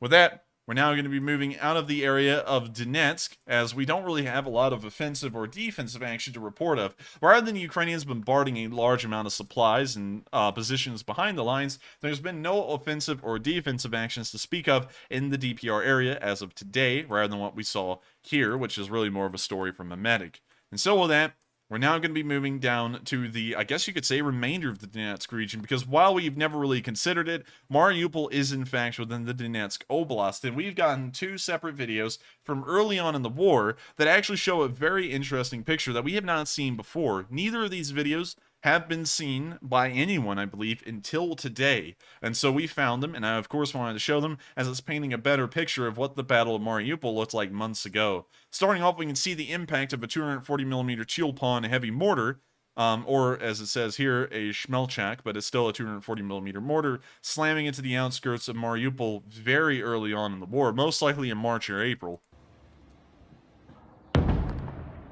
You see the heavy mortar hit right there.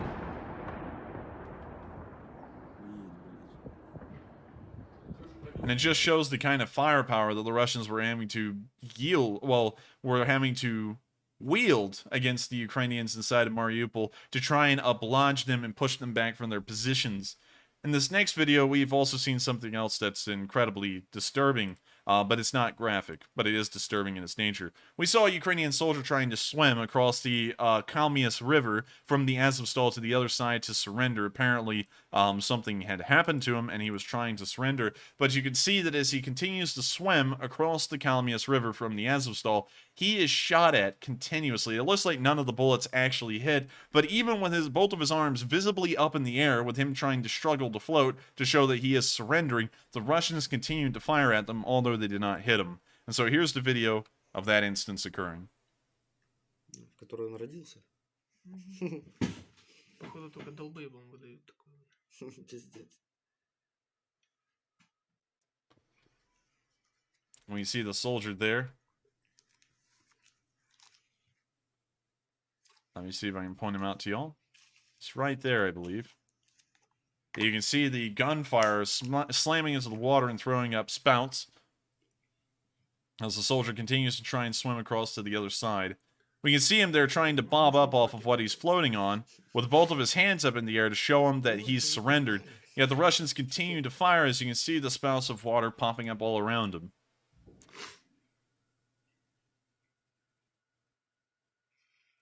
You see that he continues to try and throw up his hands in the air to show that he's surrendered and is unarmed, and the Russians still do not care as they continue to fire at him.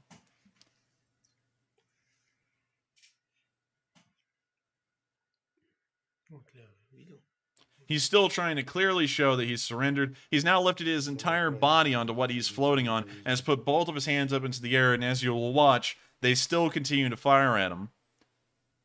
Luckily, the Russians, of course, are usually idiots and are missing every single shot and haven't hit him yet.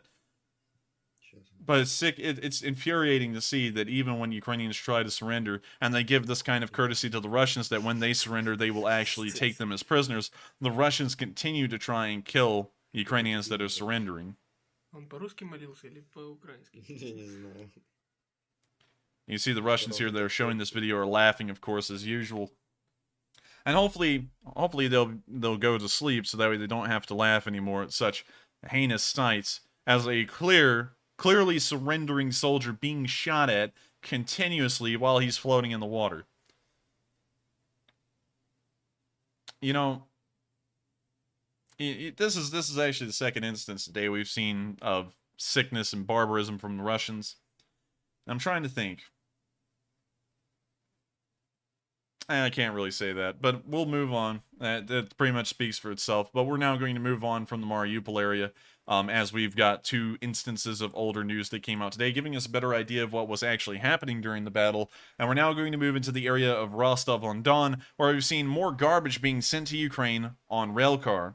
And you'll notice that it's literally garbage. Most of the stuff is incredibly dated. A lot of Euro 4320s, a couple of BTRs, looks like some of the older versions, a couple of Kamazes, a couple of more APCs. They look to be somewhat old. More Kamazes, more Urals, command car, BDRM of a sort, and then, of course, old dilapidated rail cars, most likely filled with supplies, and then regular passenger cars, which are most likely carrying the soldiers.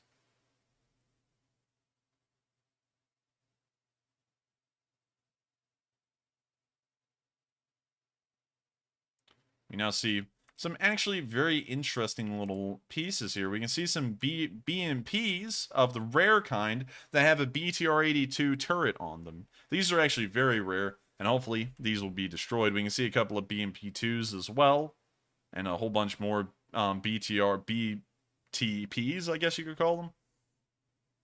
Some T-70s. And actually it looks like an entire BTG is being transported to the front line here. And it looks like it's made up of a hodgepodge of different kinds of APCs and tanks as well, which is showing that they're really having to scrape up the remainder of what they have left to comprise an actual fighting force of a BTG, and then send them to the front to, of course, get pumped out into pretty much just straight up slaughter. But it's great to see that the Russians are now having to send raw garbage into Ukraine, and hopefully the Ukrainians will turn it into hot garbage.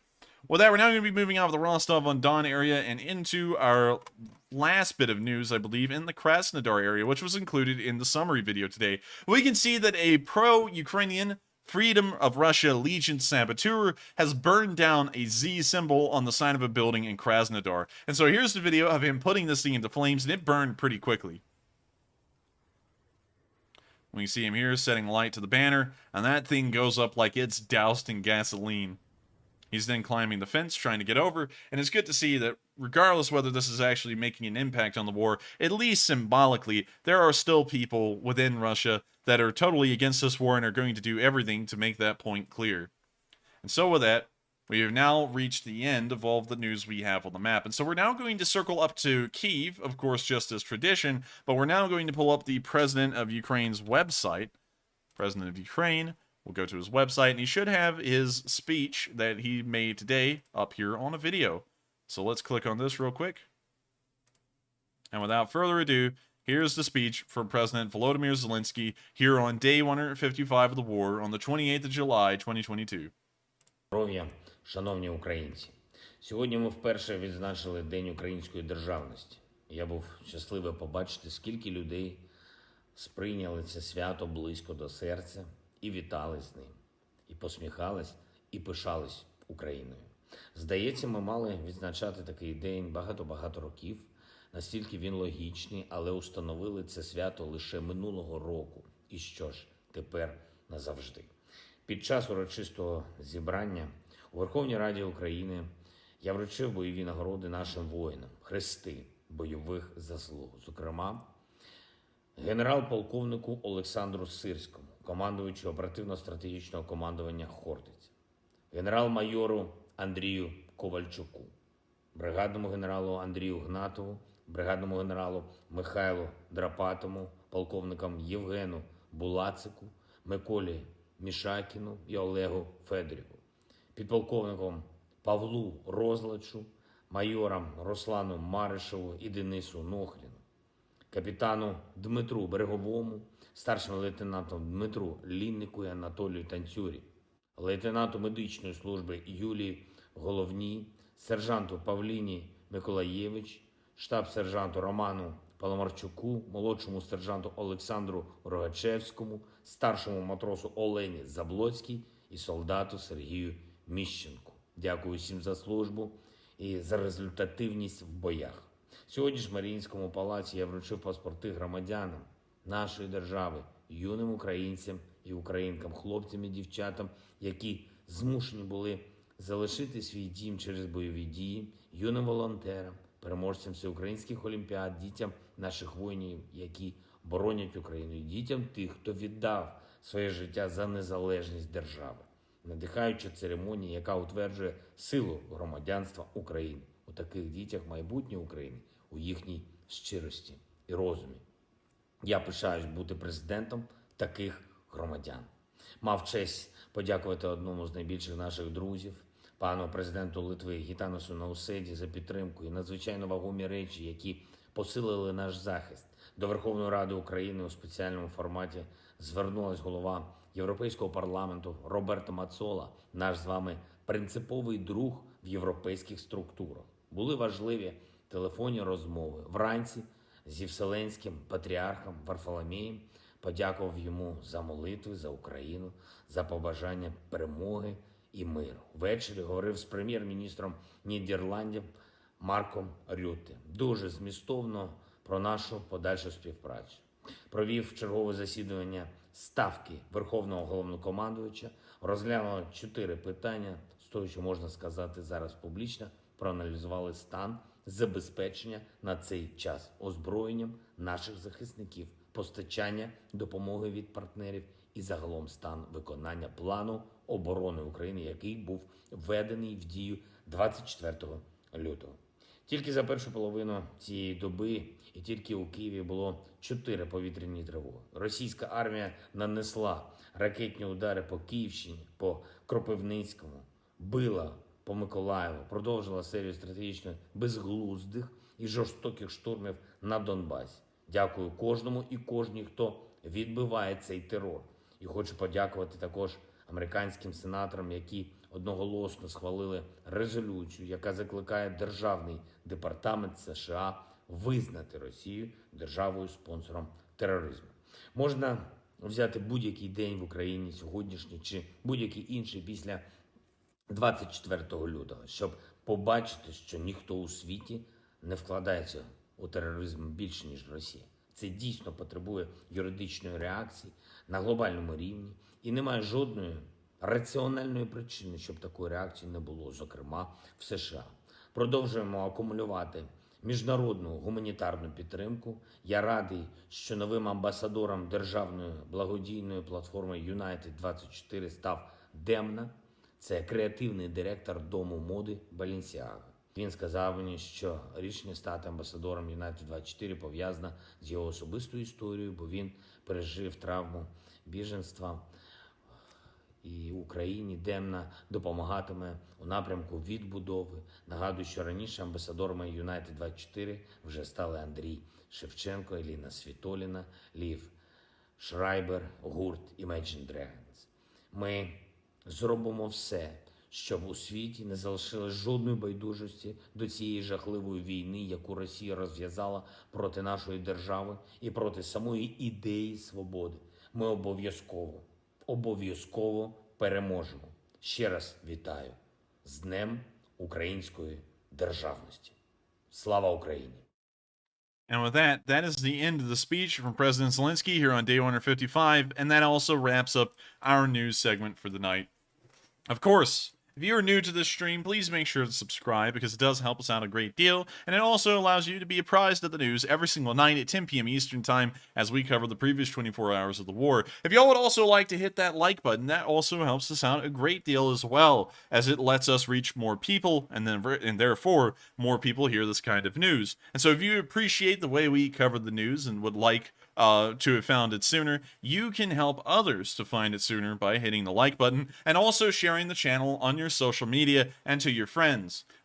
That's one thing that I think is actually a really big snowballing kind of thing. If you share it to your friends and they like it and then they share it to their friends, this channel can reach more people than it ever could. And I believe that's something that if y'all did and we were really successful at, we could definitely help a lot more people to get this news on the war in Ukraine daily. And if y'all find it enjoyable and interesting to listen to, maybe they will too.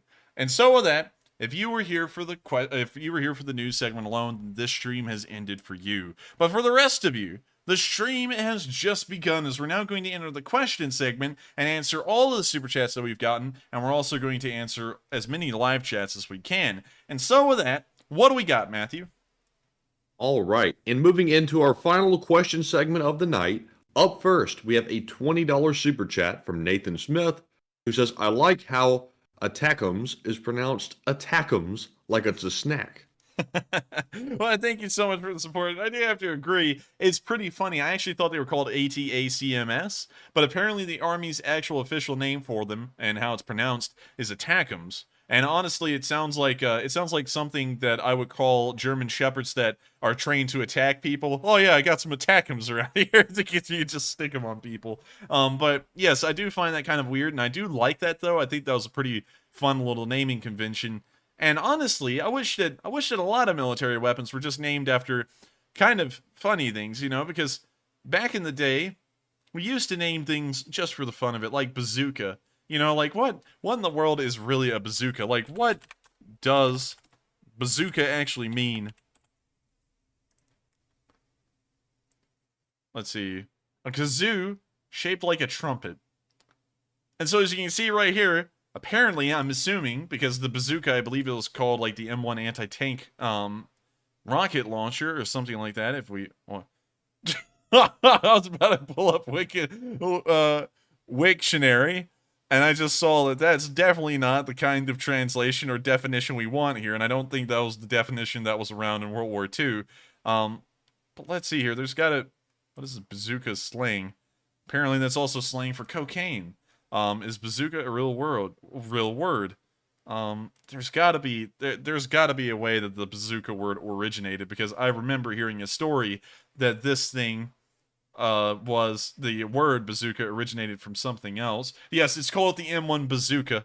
So it's the M1. I know it had an official military name because they called the M1 Garand something like the M1 semi-automatic rifle or something like that. There's always an official name for it, but the bazooka, I believe, is the unofficial name. And apparently it was also called a stovepipe. But I want to find some more on this. The universally applied nickname arose from the M1 variant's vague resemblance to the musical instrument called a bazooka. So I was correct. Apparently it did come from the bazooka instrument, and so they just started calling this thing a bazooka. And I wish we started coming up with fun names like that, like we have with the attackums, because while it's, of course, a war, and, you know, of course, it's an instrument meant to end people's lives, might as well just have a little bit of a fun thing with it and kind of make some jokes. There's some interesting names for it. So with that, we're now going to move on to the next question. And thank you so much for the support, and I thank you so much for enjoying, as well as I do, the reason that attackums are called attackums. But with that, we're on to the next question, and thank you once again for the support and helping this channel to keep the lights on and keep running. And next up, we are paid a visit by Dick Cheney. Will Riley puts in a $20 super chat and says, I would like to announce that Dick Cheney has annexed Eastern Siberia from Russia and renamed it Fitchenistan. There were no casualties in this annexation other than Moscow Mike. Current residents are Geoff and Sockeye Tim. Well, thank you so much for the support, Will Riley, and it's good to hear that Dick Cheney is actually back in our chat and alive. For a while there, it seemed like he disappeared, but he is back and he is kicking. Now, apparently, he's annexed the eastern portion of Siberia, and now it's called Dikchanistan, which is an interesting name. And I can't wait to see what they do out there in Siberia. There's not really a lot there. But I thank you so much for the support, Will Riley, and also the pretty funny joke there. And so with that, we're going to move on to the next question. And also, thank you so much, Will Riley, for being a longtime viewer. I can't even remember how long you've been around, but as far as my memory serves, you've pretty much been around as far as my memory can go back. And so thank you so much for being a longtime Lee Spring Army member and helping this channel to keep on running. And with that, we are on to the next one. And up next, we have a $20 super chat from Rotormax, who does not leave a comment, but thank you very much for your support. And up next, we also have another $20 super chat from 2Huck, who says, thanks, guys. And thank you so much, 2Huck, for supporting us and helping us to keep this thing running. And thank you so much for enjoying what we do. I try and put as much effort as possible, and to try and make sure that this is high quality, and also make sure that it is something that is watchable, because There's a lot of people out there who do cover the Ukraine war news, but some of them, well, that's kind of throwing shade at YouTubers. But I generally try and avoid doing that. But some YouTubers out there, while reporting the news, they do not make it watchable by any means. So I do thank you so much for appreciating what we do. We try our best, and I thank you so much for enjoying it. And thank you once again for the support, which will help us to keep on, hopefully, creating good news on Ukraine. Well, not really good news. Sometimes the news is bad, but hopefully presented in a good way. And so with that, we are on to the next one. And thank you once again for the support.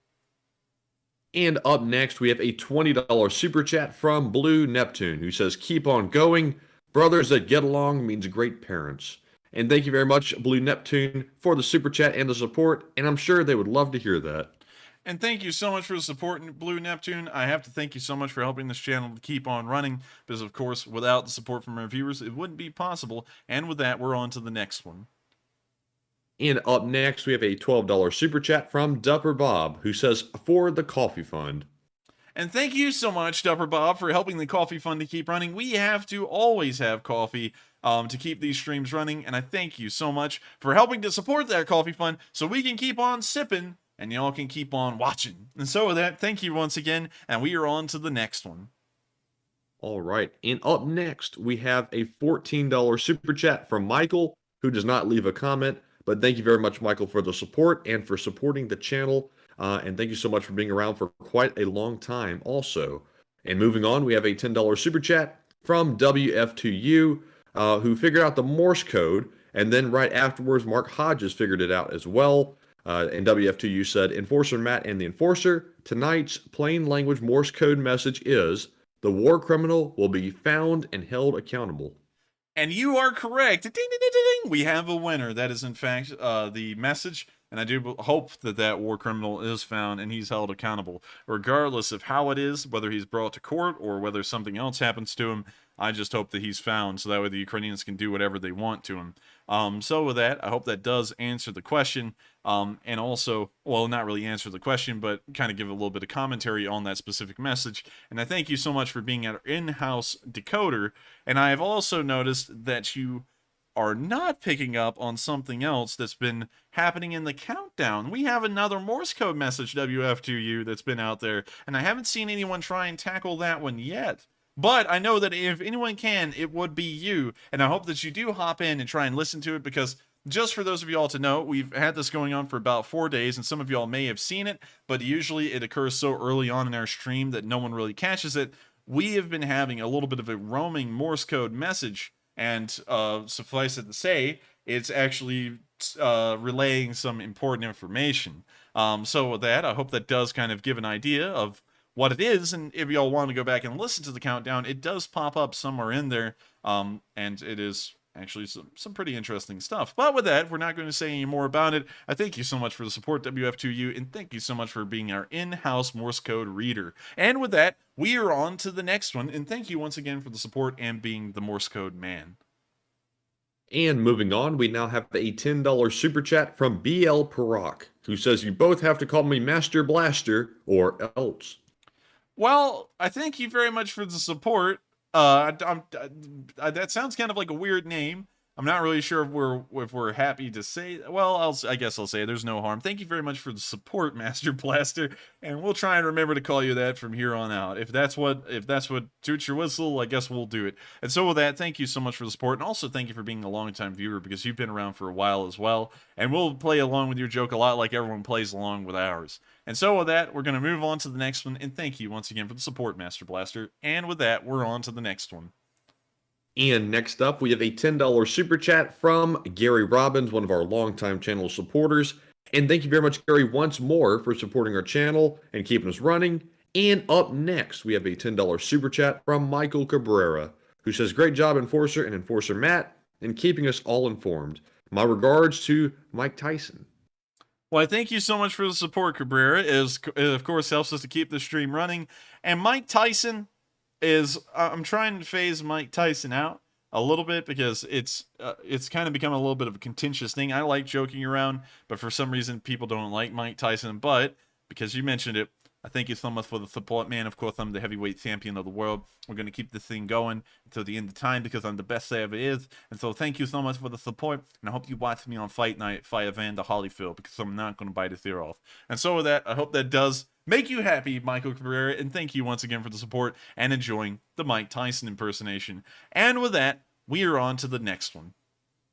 And next up, we have a $10 super chat from Steve Kai, who says, "You guys do a great job. 155 days. Wow." I think you guys are the greatest. Well, I thank you so much for the support, and I do have to say that it has been quite a journey to get through 155 days, and of course, we're going to keep it going as long as we can. Of course, my goal is until the end of the war, and I hope that is possible. As long as everything keeps going and the prevailing winds are there, we'll be able to keep covering this war until its very end, so pretty much indefinitely. And I thank you so much for enjoying everything we've done. Of course, it was a massive undertaking to do this at the start. If y'all go back to the day one stream, you'll notice that there wasn't even actually a map like this. And over time, we've slowly developed this thing into a more well-polished and well-oiled machine. Every single day, I sit down and sit here and fill out the map and all the markers itself. And once I do all that, Matthew pops on and he does the stream part. And, well, really just compiling the questions and stuff. But I thank you so much for the support. Of course, helps us out a great deal. And I thank you so much for enjoying the amount of effort we've put into running these streams. And so with that, we're on to the next one. And thank you once again for the support. And up next, we have a $10 super chat from David Prange. Thank you very much, David, for the support. And up next, we have a $10 super chat from Alan Hudson, who says, "I think Russian prisoners should clear the landmines, blindfolded, of course. After what I've seen, they deserve no better. Slava Ukraine, this best war news ever, lads." And I thank you so much for the support, once again, Alan. And also to address that, I think that would be a little bit of a war crime, of course, but, you know, then again, it's not really unheard of. At the end of World War II, we actually used German prisoners to clear minefields in Denmark. We didn't call them prisoners; we called them inactive combatants or something like that. We came up with some technical term that allowed us to get away with doing that to them. But still, considering the war that we see today, with how the Russians are treating Ukrainian citizens, I have to revisit the whole entire thing that's become kind of a modern trend with the Germans, specifically the entirety of the Wehrmacht, because a lot of people always go and say, "Oh, it wasn't the normal Wehrmacht that was committing war crimes; it was just the SS, or it was the Einsatzgruppen, and it wasn't just the normal Heer or the Luftwaffe or the Kriegsmarine." And while in certain instances that is true, based off of what we've been seeing in this war, it's no special Russian unit that's going around committing war crimes. These are average Russian soldiers that are going around and committing crimes against the Ukrainians, and the level of hatred and propaganda that the Russians have spun in the public against Ukraine is pretty bad, but it's nowhere close to the kind of hatred that the Germans had built up for the Jews and also the Slavs entering World War II. And so I've got to imagine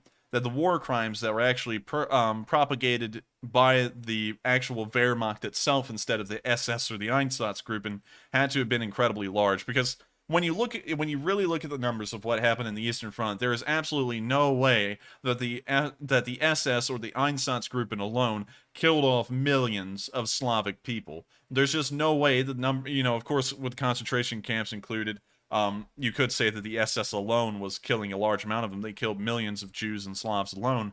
But in Belarus, just as an example, a quarter of the population was killed. Most of them didn't even wind up at concentration camps.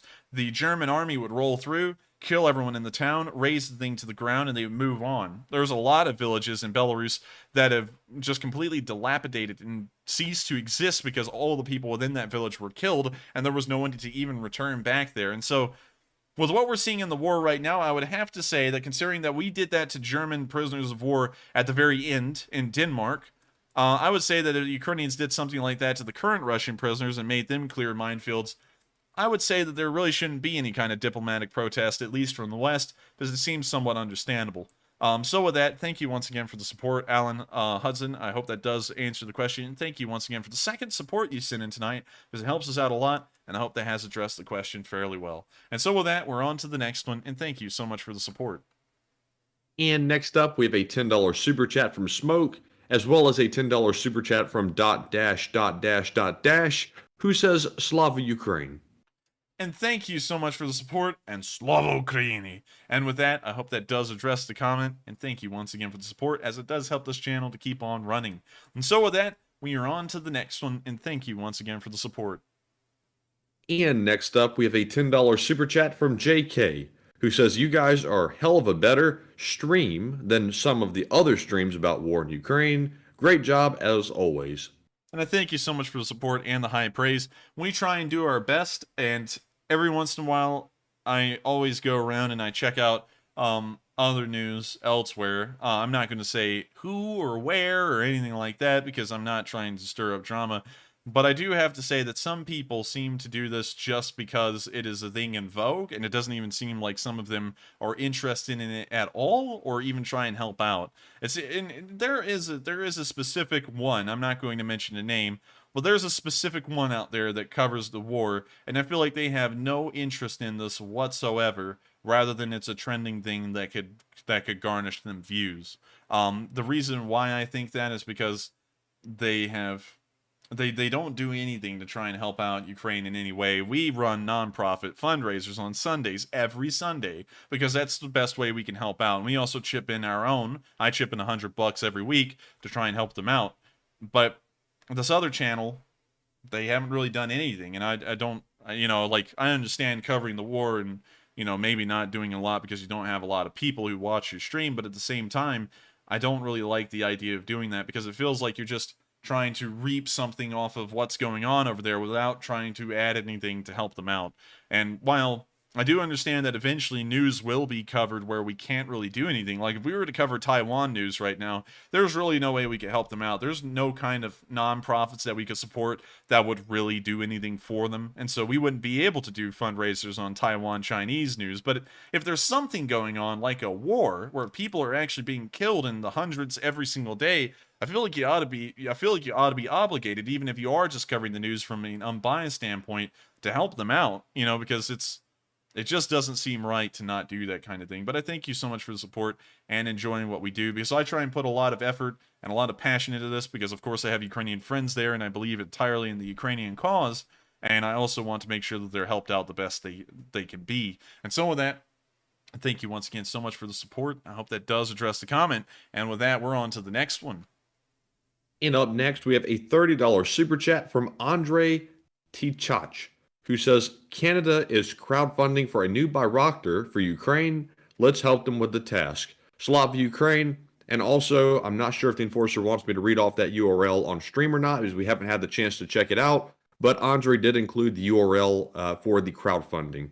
Actually, I'll check that one out real quick on the second monitor, just to make sure, because we might plug that one. It's asking me to verify myself, so that's a decently good sign. Give me just a second, everyone. And it looks like,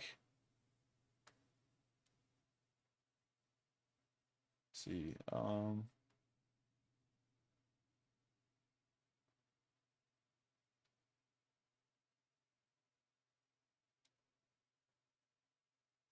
unfortunately, I don't see enough information here to be able to plug this one on stream, because we usually go with guide star programs, just so that way it doesn't sound like we're being rude or anything, but we always go with guide star programs and nonprofits that are verified through YouTube, so that way we can always make sure to curb unfortunate things happening. So I would like to read that one off. Of course, the super chat's there if people did want to read it, but I thank you very much for the support and helping this channel to keep on running. And with that, we're on to the next one, and thank you once again for the support. And up next, we have a $10 super chat from Cheetah McLovin, who says, if the Afghan leadership said, I need ammo, not a ride, would the U.S. have supported Afghanistan against the approaching Taliban, just like the way we do with Ukraine? It would have, that's a tough one, because I don't think they would have, because if the Afghan president had sat there and said, I need ammunition, not a ride, the Taliban still would have walked into Kabul just 2 or 3 days later and killed him. Because the fact of the matter is that looking at Afghanistan from an unbiased perspective, and it sounds awful when it's said like this, but this is the truth. over 20 years of being there, we did absolutely nothing because the government that we had pretty much tried to prop up for years was so corrupt, so inefficient, and just terrible. I mean, like, the corruption in it was awful. And I do know people that were in Afghanistan and did talk to them, and they said you could never trust the Afghan defense forces, the militia, the police, or anyone to do anything. Usually they would end up firing at the US, you know, the US forces or the coalition forces that were there, or they'd end up packing up and just running off to the distance. Now, there is, of course, the occasional exception, like Ramshid, and everyone knows Ramshid, the RPG boss, but by and large, that was the going rate of the Afghan military, the Afghan police, is that they would pick up and run, and usually they were being bribed by the Mujahideen to pretty much support them and give out information. So it's not really the same situation as Ukraine, and I think that even if the president of Afghanistan had said, we need ammunition, not a ride, that country would have collapsed whenever the U.S. had actually left, regardless of whether we gave them support or not. And we had given them a decent amount of support leading up to that point. That's why the Taliban, which now runs Afghanistan, has a load of Black Hawk helicopters, Humvees, M4s, and other kinds of weapons that were left behind that were supposed to help the Afghan government survive. But then it ended up helping the Taliban take power and then survive themselves up to the present day. So I don't think that it is a similar situation. And unfortunately, if the Afghan president had said that at the time, he most likely would have just been killed and would have just died, I guess, a martyr. And even at that, he wasn't that kind of leader because he actually absconded with hundreds of millions of dollars of Afghan money and then fled out of the country, I believe, to the United States, where he lives in exile to this day. And so with that, I hope that does answer the question, and I thank you very much for the support. And with that, we're on to the next one. And up next, we have a $10 super chat from WL, who says, will Ukraine get long-range rocket for HIMARS? Ukraine. Now, that's something that the Department of Defense has largely shot down. They do not want to do that. And I believe that if they were to make it public. But still, there's a lot of political implications involved with that. And the Russians have made it clear that if we send over those kinds of missiles, they're going to be throwing a hissy fit, pretty much. Now, have the Russians thrown a hissy fit over a lot of stuff we sent over? Yes. Has it really amounted to anything? No. But we're always scared that it could. So I'm not entirely sure if they would do something like that or not, but the U.S. is, of course, always leery that this might be the straw that breaks the camel's back, so I'm not really sure if there's going to be sending those over, and the official word right now is that the answer is no. And so I thank you very much for the support, and I hope that does answer the question, and with that, we are on to the next one. And up next, we have an $8 super chat from Wayne Borian, the absent-minded mad scientist, who says, is there a way to pass on odd tips? Well, I thank you very much for the support, the absent-minded scientist, and unfortunately, I don't really think there's a great way to pass on info, at least from our standpoint. I bet you the Ukrainian Ministry of Defense and almost all email addresses of the Ukrainian government are always being bombarded with a lot of people who are sending over tips and information. And so, unfortunately, I'm not really sure if that's a good way, and honestly, on my end, there's not really a good way for me to reach out to anyone in the Ukrainian military and let them know anything of value, where it then travels up the chain and actually results in some kind of action. So unfortunately, from my standpoint, there may not be, but some people in the live chat may know a way to help out. But I hope that does answer the question, and I thank you once again for the support. And with that, we are on to the next one. And up next, we have a $10 super chat from Tito McLovin, who says the only real way that Taiwan protects themselves is to hold their own TSMC chip factories hostage and threaten to blow them up if China is going to invade. That's a pretty good point. Also, the other great thing about Taiwan is that unlike Ukraine, there is no direct land connection in between China and Taiwan. So the People's Liberation Army Navy, such a stupid name, but they would have to cross the Strait of Taiwan to reach Taiwan, and so that would give the Taiwanese a decent amount of time to actually prepare, because the Chinese Navy would pretty much have to pass. We do the distance calculations here. It would have to pass over almost 100 miles of open sea to eventually make it to Taiwan itself. And if we look at Taiwan, let's look at Taiwan from Google Maps. Taiwan. Let's see where the most likely place the landing force would land would be. We have to find a place that's close to a port. It can't drop off in the middle of nowhere. It appears that there's a smaller port. Well, actually, that's a somewhat sizable port, actually, here, which might be usable. So this would be a viable option, although this is putting it a decent ways away from a direct line to the Chinese mainland. Either the Chinese supplies would have to come from Shenzhen or somewhere near the area of Hong Kong and then reach Tainan City, or it would have to go from north to south, pretty much through the Taiwanese Strait in the longest route down towards Tainan City. So I don't think that would be an actual option. And then Kaohsiung, if that's the correct way to pronounce that, is even further south, less viable. However, Taichung City, at least the port that is on the actual sea, this appears to be still part of Taichung City. This is a sizable port, but does the Taiwanese have any military forces here? I mean, they may not pose a threat if the Chinese acted quickly and struck at the Taiwanese Navy. They wouldn't really be largely a threat, but there is a lot of port infrastructure here in this one area right outside of Taichung City, and so, golly, I mean, it would be hell on earth to invade this place because it's just so densely populated on this coastline, up and down it. Unlike Ukraine, because if you look at Ukraine, where the only Russian naval invasion of the war occurred, right outside of Mariupol, it landed somewhere out here near Rybatske, and then they pushed up north kind of into the port, but then they hardly were able to do that, and they largely just ended up wrapping around the city. So, looking at that, there was a least densely populated area, which was very conducive to a naval invasion. But if you look at Taiwan on Google Maps, it's just so hard to be able to do anything like that because the coastline is either boggy rice paddies, or at least just paddies in general. I'm not sure if they actually have rice growing in them. And that would not be conducive to armor trying to move through. We do see that there's apparently like a seawall here. Let's see if we can drop down on that. There is a seawall here, but once you try and get past that, there's going to be so many choke points on the coast because of these giant flooded plains that it's almost going to be impossible to move any major forces anywhere. I mean, like, my God. I mean, like, I think it may actually be impossible. Well, unless if you were here. But then there's no port infrastructure nearby, so the Chinese would have to set up some kind of a temporary port, which would be really difficult to do, and most likely unfeasible for a larger scale invasion force. I mean, honestly, I'm seeing this as very difficult to pull off. I mean, maybe. Well, I mean, this area here, although still somewhat populated, does have a decent amount of density here.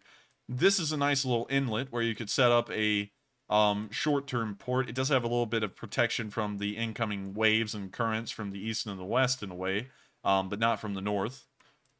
So this will be a reasonable spot, and it's right outside of the capital of Taipei, which is, I believe, the highest populated city in Taiwan.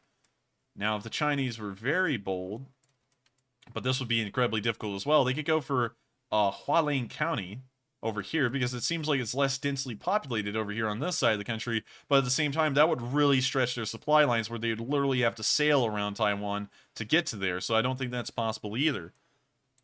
Man, I mean, like, if as an armchair general, with my limited amount of knowledge, this appears to be a very tough nut to crack. You can do it, but this seems like it would nearly be impossible for the Chinese to pull off without taking heavy amounts of casualties, or having to start a massive aerial campaign on Taiwan before a land invasion even began, which would give the Western world a lot of time to respond, and also a lot of time for Taiwan to try and prepare their coastal defenses.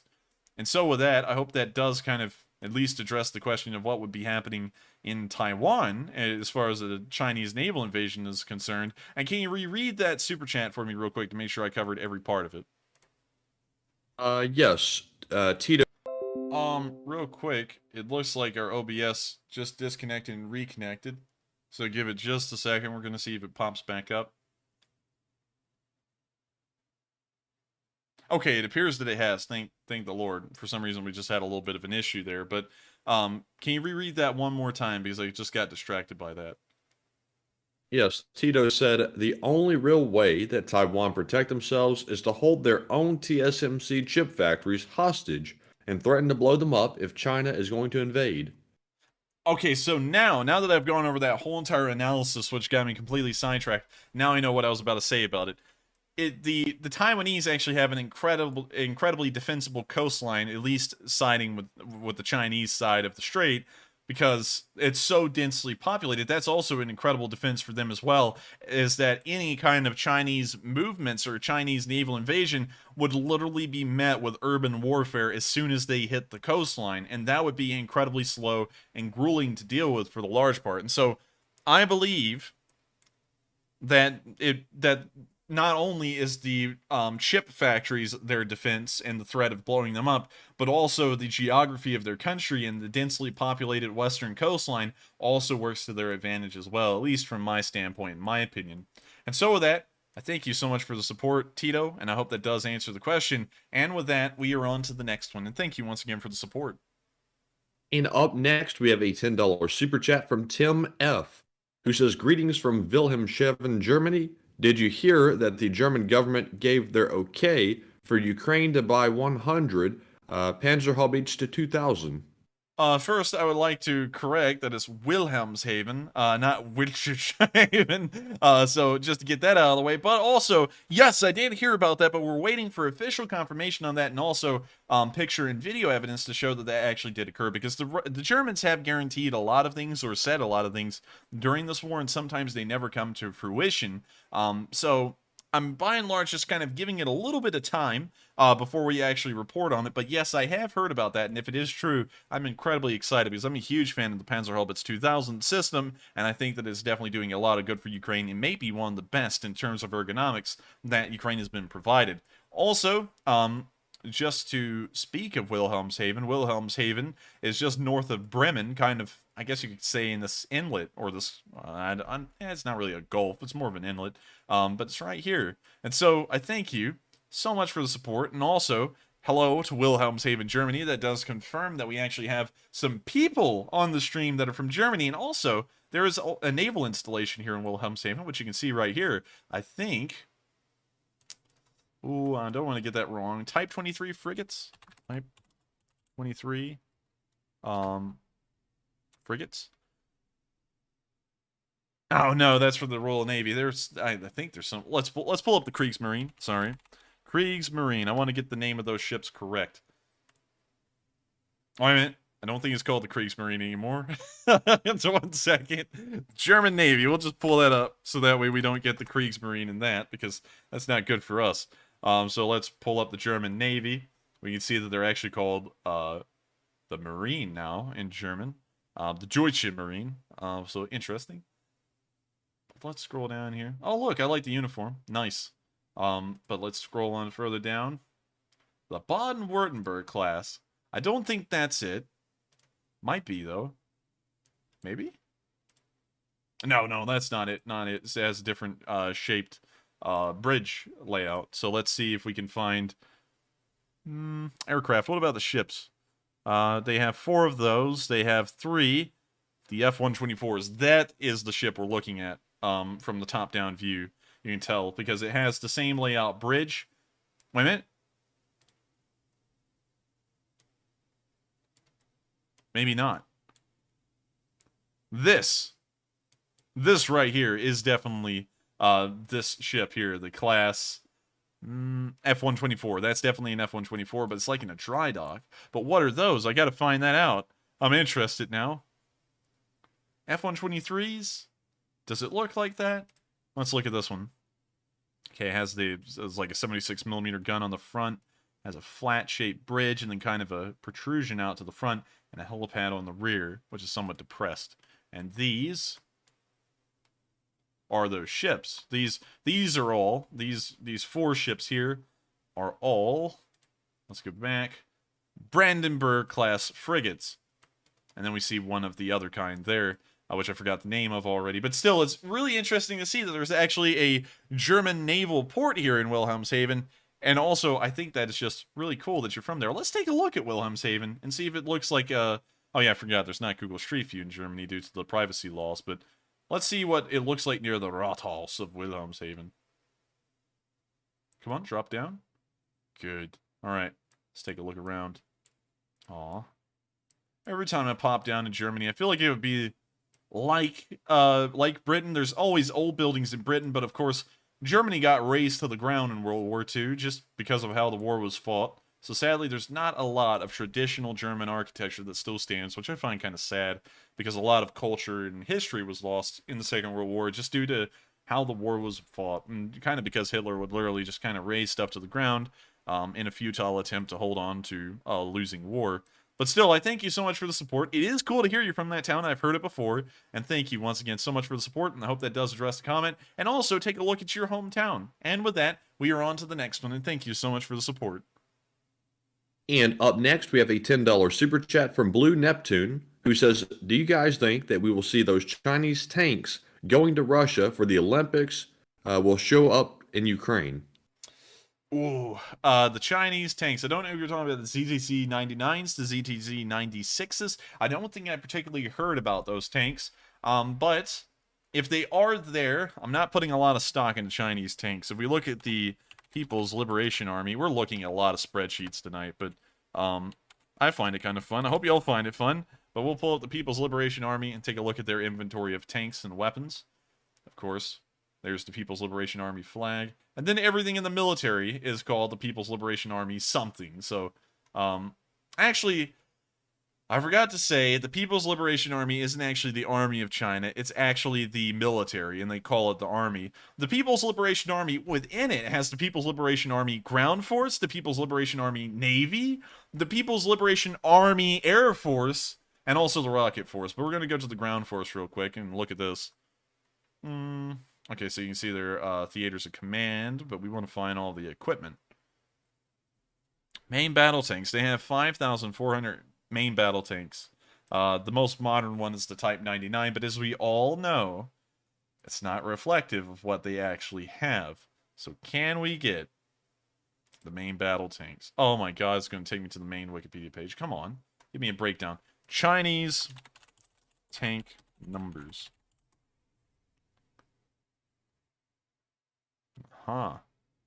What's the main battle tanks by country? We want to go down to China in the seas. So, here's the breakdown. They have 2,500 Type 96s. They have a couple of hundred of the Type 99s, both the Type 99A, which is the newer version, and the Type 99.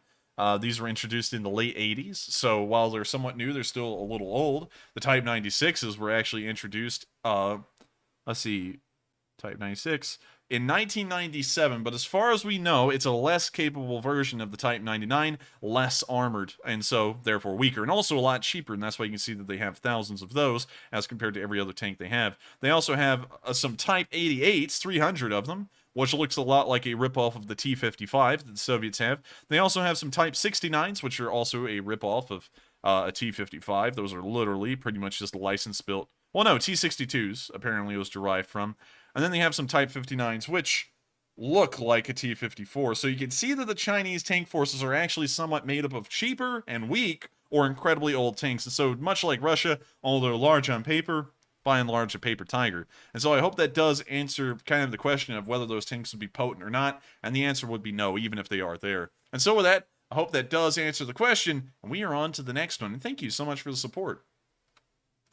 And up next, we have a $10 super chat from Zyper Sniper 1, who says, if China invades Taiwan, then it will be like the Battle of Britain. Much pain for the Chinese and impossible. P.S. Taiwan is the real China. Yes, I do agree. The Republic of China is the real China as compared to the People's Republic of China. And also, another thing that's interesting to say about that is that if the Chinese and the Taiwanese went to war, there's really no way for either side to win, because unless if the Chinese were able to pull off a miracle and somehow land naval invasion on the coast, and then a successful invasion of the island itself, and it would never be winnable, because the Taiwanese would never have the ability to invade mainland China or succeed if they were able to. And so this war would largely just become a stalemate, probably like the Korean War, because those of y'all who may not know, North Korea and South Korea are still at war with each other to this day, officially, but they really don't continue it on much because, you know, of course, the bigger powers that play, like the Chinese and the United States, along with the Soviets, although they weren't involved in the war officially, they kind of made a little bit of a peace agreement, and so both sides decided to play nice for the large part, although there's been the occasional flare-up here and there. And so with that, I thank you so much for the support, and I hope that does answer the question. And with that, we are on to the next one. And moving on, we have a $10 super chat from Smoke, who says, one more time, Slava Ukraine, and thank you. And one more time, Smoke, Slava Ukraini. And thank you once again for enjoying this channel and helping us to keep it running. And so with that, we're on to the next one, and thank you once again.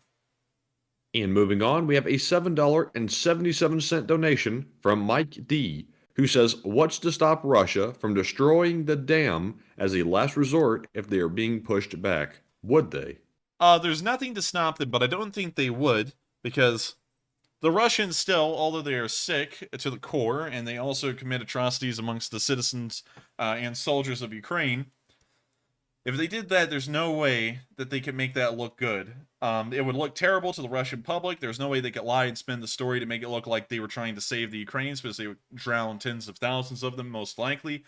And so while they could do it, I don't think they would, because then they would lose the PR game altogether with the occupied areas in Ukraine, and also with the Russian public, which would then view the Russian government much like the U.S. government was viewed after the My Lai massacre in Vietnam. So with that, I hope that does answer the question. And the My Lai massacre, by the way, was on a much smaller scale than what would happen if that dam was breached. And so I hope that does answer the question, at least in my opinion, and I may be wrong. I'm kind of going off of what I would assume would be illogical based off of historical precedent. But with that, we're going to move on to the next one. And thank you once again for the support.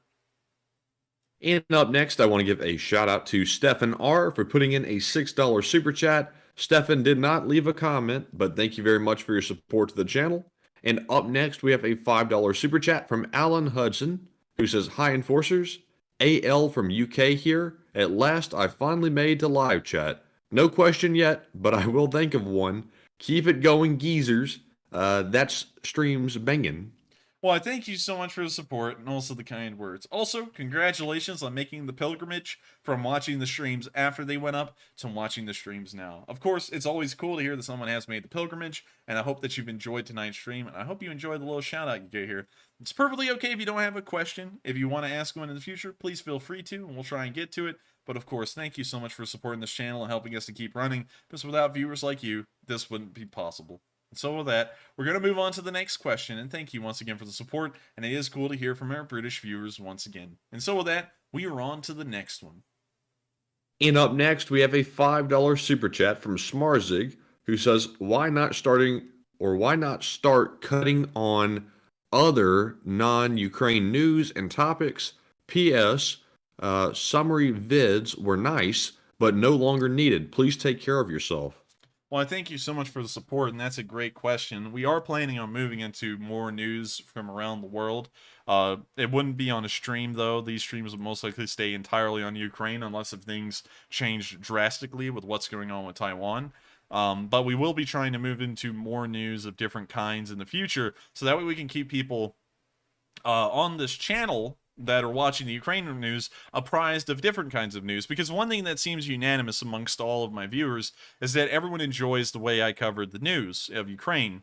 And if that's true, then I would assume that everyone would also enjoy my coverage of other events happening around the world, regardless of what they were, because we've missed some big topics while this war's been going on because we've been covering it. For example, the missile attacks at Erbil. We've also missed the assassination of Shinzo Abe. It was reported lightly on stream, but we didn't get to go in depth and make specials about it or anything like that.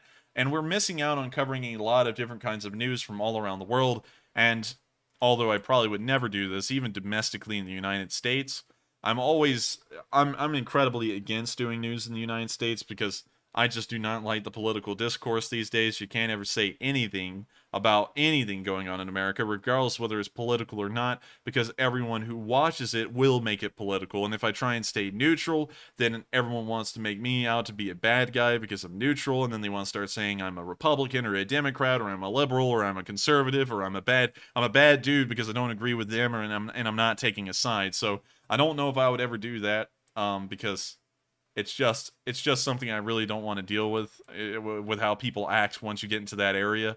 You start dealing with all kinds of people that I just think are irrational. Regardless of whose side they're on, they're just irrational. They just want to hear what they want to hear. And if you're not telling them that, and if you're just taking an unbiased opinion and you're saying both sides have equal points, they get offended because you don't agree with them.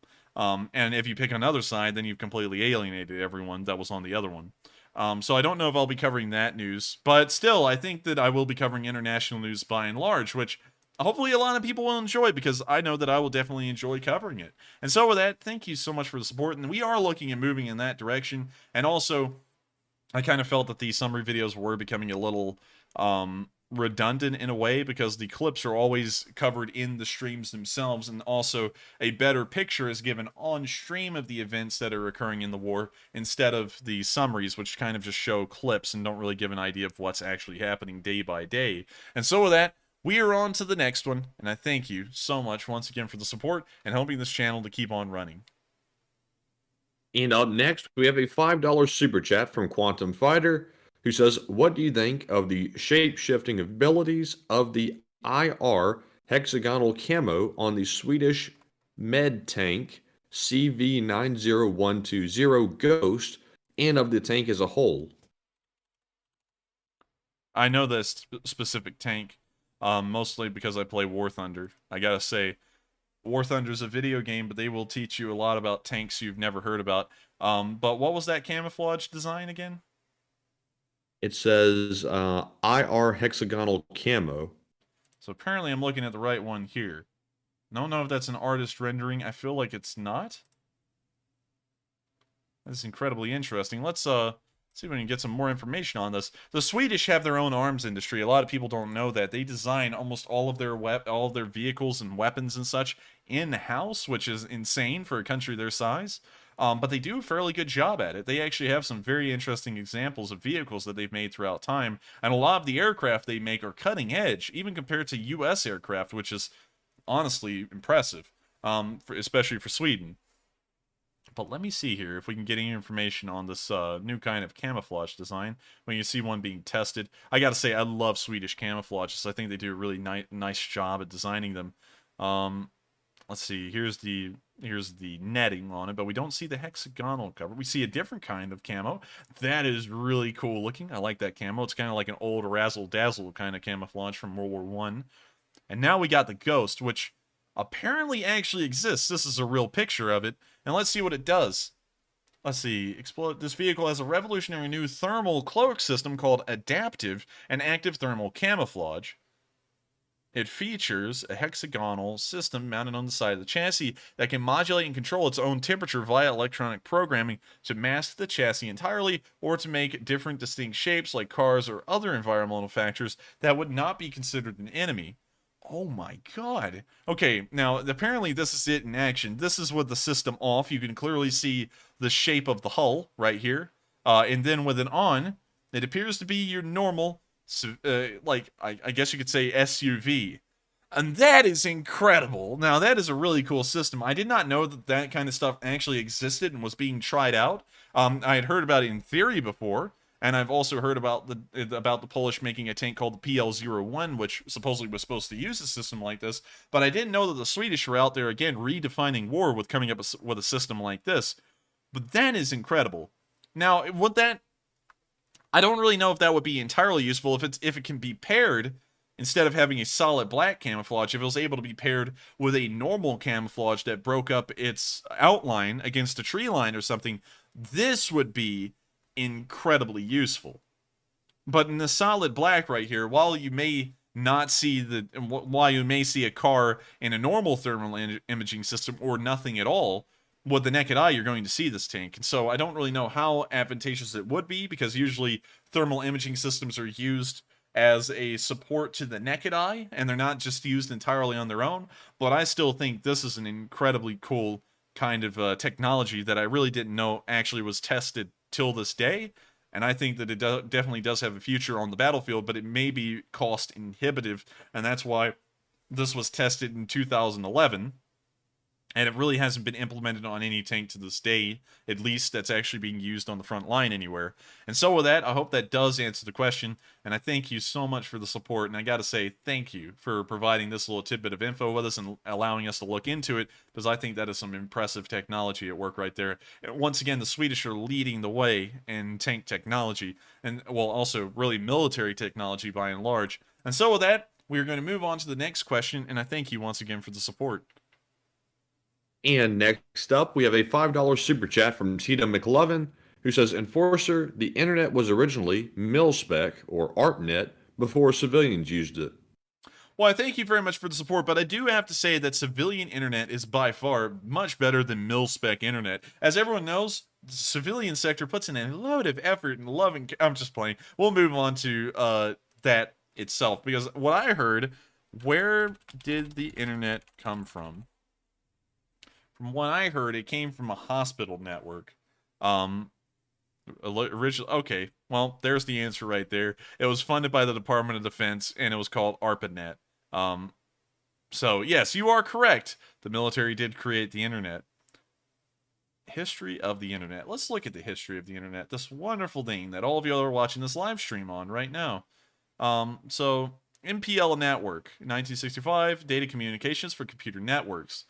This was in the United Kingdom. And at a time, the United Kingdom was actually leading the world in computer technology, which is crazy to think about because it's always been considered the United States. But for a while, the British were the first to send an email. They were also the first to create at least a very primitive internet system, like you can see here. It has the internet in principle, blah, blah, blah. It was made in the 60s. But also, they were the leading ones with computers in the 40s and the 50s as well. And then the United States was not far behind them, and then would kind of start to overtake them in the mid to late 60s. And now, till this day, we're pretty much the undefeated champions of internet technology. But I do thank you so much for the support, and that is true. The military did make the internet, at least in a way, but I don't think this is the internet we use. I think it kind of laid out the principle of what internet looked like, at least in its skeletal structure. But I think that the internet in its modern form came from, let me see. I don't really have a lot of knowledge, honestly, on the internet. I'm trying to piecework this based off of what I may know as the story, but it appears, based off of how this Wikipedia article is structured, it appears that the internet may have actually kind of like evolved out of ARPANET, which is very interesting to say the least. And so I thank you so much for the support and also sharing this with us. But I do always have to say that civilian made is far better than mil-spec. And so I have to say that civilian made internet is just so much better. Believe me, just like the civilian made rock is so much better than the mil-spec rock. And so with that, we're on to the next one. And I thank you so much for the support. And Tito, I'm not really sure, but I think Al Gore might have made the internet. I think first it was ARPANET, then Al Gore got a hold of it, and then it became the internet we know today. But I'm not really sure about that. I'm not very knowledgeable about the origins of the internet. But we're moving on to the next super chat. We have a $5 super chat from Cherie Ann Turpin, who says, God bless you, rest and healing for you both, brains, minds, bodies, Enforcer and Enforcer Matt. Well, I thank you so much for the support, and I'm glad that a lot of people do enjoy me taking a bit of a break from the summary videos. It's a very it's a very costly thing in terms of time, and it's also adding a lot to my day, which I would like to kind of like snip off in a way, so that way I can spend that time, because of course I try and use my time as best as possible with this stuff, and try and cover different stuff, so that way I can kind of keep myself from getting exhausted on the war, and also provide more news of different kinds to y'all, because if y'all appreciate how we're covering the Ukraine war, I imagine y'all would also appreciate how we would cover other things that are going on around the world. Of course, we take a pro-Ukrainian stance here, and we would probably take, of course, obviously a pro-Taiwan stance, but since a war isn't actually ongoing in between the Chinese and the Republic of China, I would most likely try and keep it neutral for now and just explain the Chinese perspective and the Republic of China's perspective until a war started. And then, of course, we would be pro-Taiwan. Oh, well, we would be pro-Taiwanese or pro-Republic of China because obviously they're a sovereign country, and much like the Ukraine situation, they have a right to exist. So with that, I hope that does answer the question, and I thank you so much for the support and supporting our decision. And with that, we are on to the next one. And up next, we have a $10 super chat from Rhino PKC, who says, more cheese videos, please. I do love cheese. And thank you so much for the support for the cheese video. The cheese video did okay. It didn't do as well as I expected, actually. I actually expected, if y'all did not know, I was thinking the video will reach somewhere around 50,000 views, and if it does that, I would consider it a success. And going back and looking at it, if I can find it, it's reached 37,337 views, and it's gotten 89 views over the past 48 hours. So it's largely dropped off and died at this point. 37,000 is not bad, but it's definitely not what I was thinking it would do. So we are going to try and move into an area of news and information that a lot of y'all will enjoy, the larger portion of y'all. But I did enjoy making that government cheese video, and while some people didn't like the stock footage, I've tried to explain multiple times why it's not economically feasible to get real footage. Because it would bankrupt us. It would cost like $6,000 to make a 5-minute video with real footage. But I do thank you so much for enjoying the cheese video, and we are going to try and make more stuff like that. Well, not specifically on cheese, but more stuff kind of in that area. One thing I was wanting to do is talk about interesting facts like, and I know that CGP Grays kind of cover this stuff, but I find them interesting topics too, and maybe we could cover it in our own way, like federal land, and also the Department of Forestry, and why it's kind of weird, and other things like that. There's a lot of things with American bureaucracy, not really touching on the political structure of the government, but more of the bureaucratic, administrative side of the government, that is incredibly weird, interesting, and convoluted, because the Department of Energy, believe it or not, actually has a little bit of say in nuclear weapons, which I think would make a pretty interesting video in its own. But, you know, if I touch that stuff, people get political. And someone out there would be saying that the Department of Energy is some kind of satanic cult started by some underworld organization from Party A or Party B, and they're trying to destroy the country. And so I would probably avoid doing that, but still, I would love to cover and make videos like that. So with that, I thank you so much for the support. We will try and make more videos like that in the future, and thank you once again. And so with that, we're going to move on to the next question. All right, and the next question is from Tony K, who puts in a $10 donation and says, I like the cheese video, and I'm impressed by your basis of knowledge, and you got a lot of information in your head. Thank you, Tony K, for the support, and also thank you for the high praise of the information in my head. It's a little web of Wikipedia stuff in there, and usually it never shuts off, which is kind of interesting in a way, because I'll be driving and getting fast food, and I'll be thinking, what if the Ottoman Turks actually won the Siege of Vienna? And, you know, I'll just be thinking about that kind of stuff.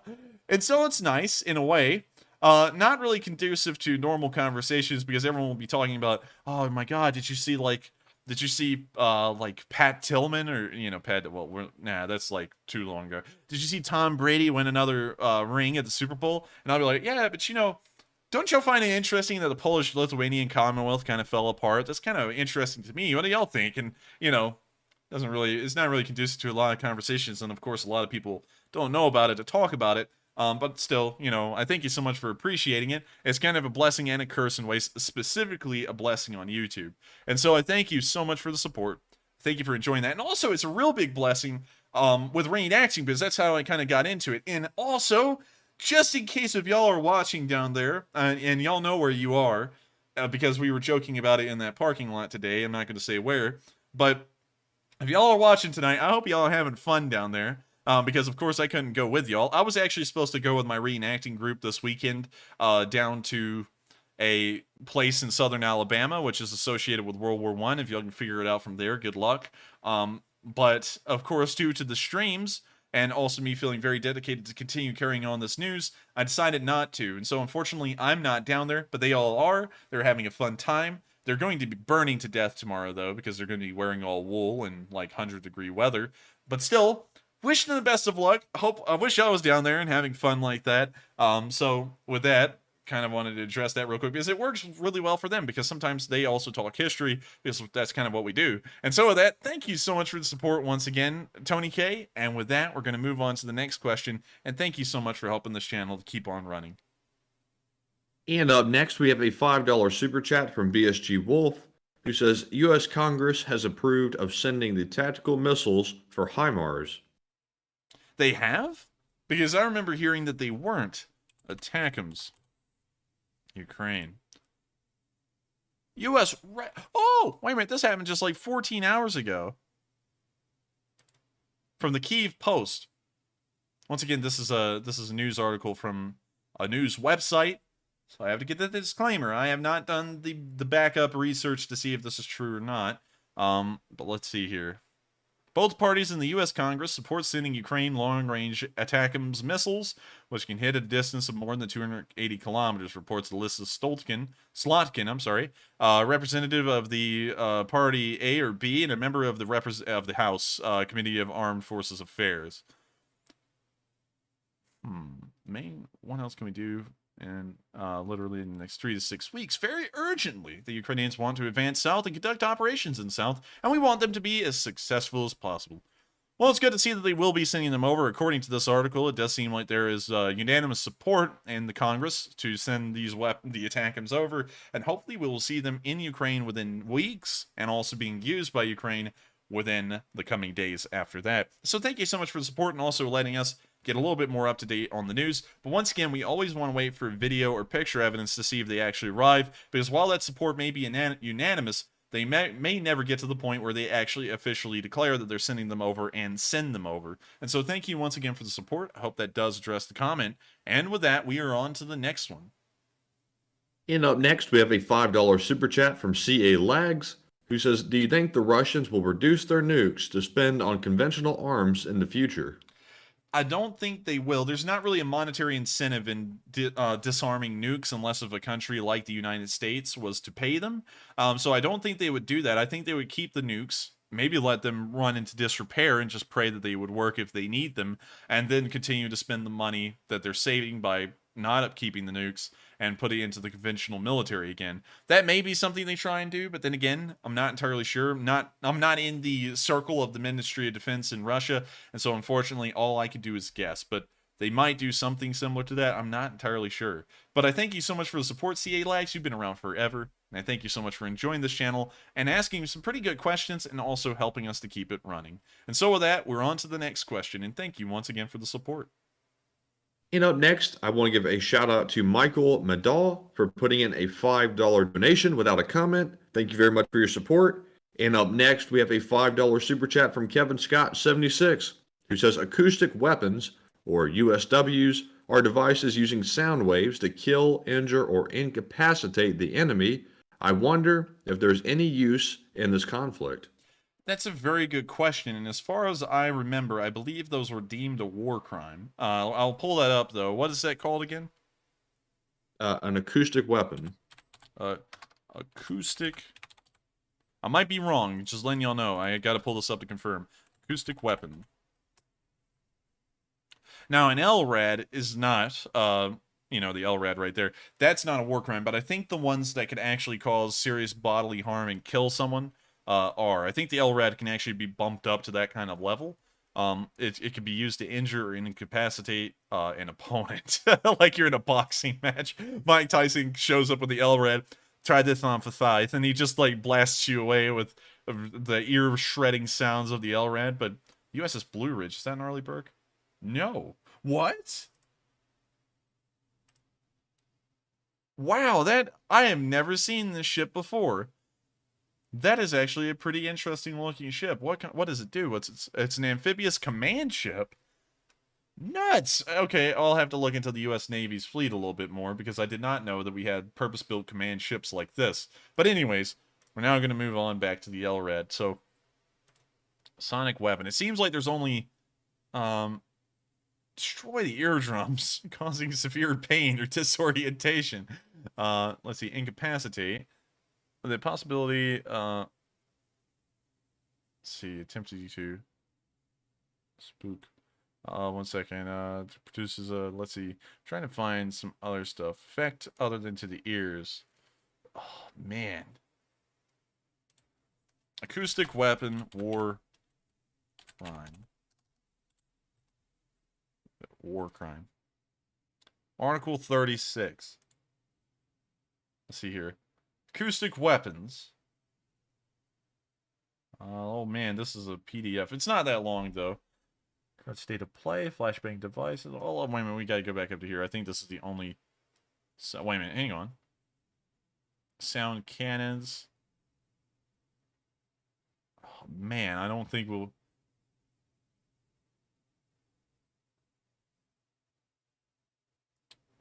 Man, damn. I don't think we'll be able to find an answer to this. Sonic weapons be lethal.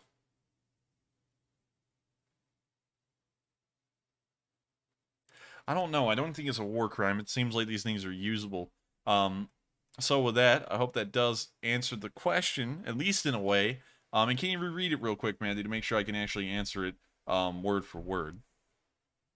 They want to know if there's any acoustic weapons in use in the conflict. I don't think there's any in use in the conflict on the front lines right now, but I think that if they were to be used, it would only cause like pain and discomfort, maybe incapacitate someone, but by and large, it appears that it can't really kill anyone. And so with that, I hope that does answer the question, and thank you once again for the support, and we are on to the next one. And up next, we have a $5 super chat from Nathan Smith, who says, what two countries' capitals are closest in geographic location? Oh, great question. I believe it's Vienna and Bratislava if we're talking about Europe. There's really no way you can get any closer than that. The edge of Vienna to Bratislava is only 25 miles away. Well, really 24. So I think that those may be the closest capitals in the world. I might be wrong. You know, there's always the chance I could be wrong. There's, of course, a lot of countries in the world that border each other. But I just think that none of them get that close. We can actually Google that question because I'm interested now. Which two countries' capitals are the closest? You know, I was just thinking, before we actually look at that real quick, I was just thinking maybe... No, I think those are actually further than 25 miles. Yeah, they are. So, it's definitely not Haiti and the Dominican Republic. Maybe, no, it's not those. Maybe, San Salvador and Guatemala? Maybe? I mean, let's try that. No, that's farther. Yeah, I think it's actually Austria and Slovakia that have the closest capitals to each other. Let's check that again. Let's see. What's what are the two closest capital cities in Europe? Oh my god, wow, that one completely blew under my radar. The Vatican and Rome, because the Vatican City is literally in the middle of Rome. Oh my god, wow, that one completely blew past me, so sorry about that, but it's actually the Vatican City in Rome, because the Vatican's literally in Rome, which is the capital of Italy. So with that, I hope that does answer the question. For some reason, to me, it was Vienna and Bratislava. But it's actually the Vatican in Rome. So with that, we're on to the next one, and thank you so much once again for the support, and a little bit of a brain game that I had to play there for a second. And with that, we're on to the next one. And up next, we have a $5 super chat from Sweaty Chungus, who says, hey Matt, you should put a poll up to see if we should give the enforcer a week off. Everybody needs a vacation. That's interesting. I don't know what a vacation is. Honestly, I work like a North Korean work week, 6 days a week, one break a week. I think in North Korea, some people may not even ever get a break. They just work 7 days a week. But I don't know. I mean, like, a week off is a really long time, and I don't know if I'd actually be happy doing something like that, because I feel like I would get bored and want to come back and keep on doing the war streams. But I actually see a lot of y'all right now, at least in the initial poll, are actually in support of it. 66 to 34, with 109 votes in. But with that, I thank you once again for the support, Sweaty Chungus. We'll let that poll run, but I think on that one, I'm going to have to let all of y'all know, even if it is a unanimous decision that I should be able to take a week off, probably wouldn't, because I'm not really a fan of the idea, and I think I would kind of get bored, because while I do get tired doing this and I spend a lot of time on it, I also like doing it and enjoy it in a way. And so with that, I hope that does answer that comment a little bit, and thank you once again for the support and the idea, Sweaty Chungus. It is a nice idea. And with that, we are on to the next one, and thank you once again for the support. And up next, we have a $4 super chat from Like Block, who says, strap that criminal on rocket and send it to Kirch Bridge. Well, I thank you so much for the support, and I can't really argue with that one, but I can't say a lot because YouTube would not like it. And so with that, thank you so much for the support. I hope that does address the comment and give you an idea of what I would say if I could. And with that, we're on to the next one, and thank you so much for the support. And up next, we have a $3 super chat from Anthony K. Smith, who says, hello, Enforcer. I think that first Sapper video was showing that the mine was booby-trapped with an F1 hand grenade to kill Sappers demining. I think it may have been. I couldn't really tell, but I think that's about the best assessment that we could get of what was actually happening with the anti-tank mine. And so with that, I thank you so much for the support and giving us a pretty good idea of what probably was happening in that video, because I really didn't have a clue. I was looking at it, and I was like, I was like, apparently it could explode. I was like, I don't really know why. So with that, thank you once again for the support. I hope that does address the comment. And with that, we're on to the next one. And thank you very much once again for the support. And next up, we have a $3 super chat from Jonathan Toe, who says, would you consider a mini fundraiser to do the Sign a Shell? We are looking into that. We're trying to see if it's feasible.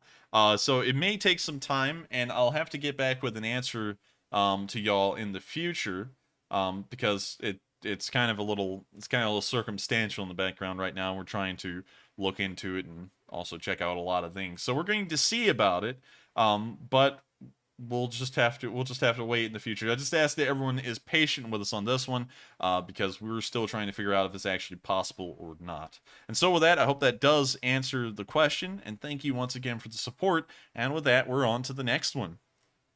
And up next, we have a $2 super chat from Augustin Lara, who says, made in Mexico, assembled in USA.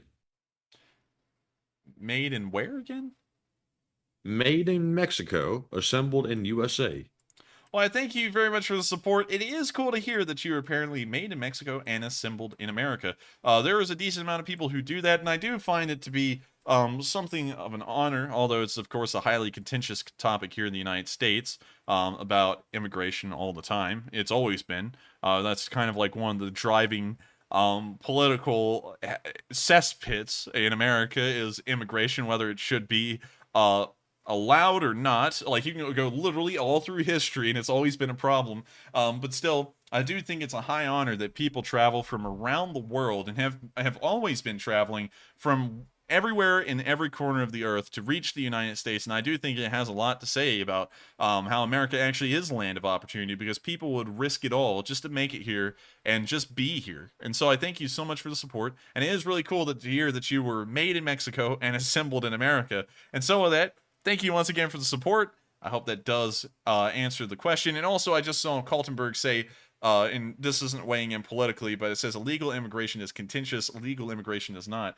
I would have to beg to differ, at least on historical precedent, because the Chinese immigrants, which immigrated here legally in the 1870s and 80s, were not greeted too well, because there's a decent amount of evidence actually that they were supplanting I guess you could say settlers in their jobs at mines and such things like that. So it became a massive political issue that although the immigration was legal, it was having a huge detriment to the settlers that had traveled out west. And also, earlier on in such times like the 1850s and 60s and the 1840s as well, when a large amount of Irish immigrants were transported from Ireland to the United States legally, mind you, and also entered the country legally, was also a massive point of contention then that they shouldn't be allowed to enter and that should be curtailed. And so, not to weigh in on the current political issue, but it just kind of depends on whether the immigration is viewed to be beneficial to the country or not, which is what makes it a problem. I don't weigh in on modern political situations, but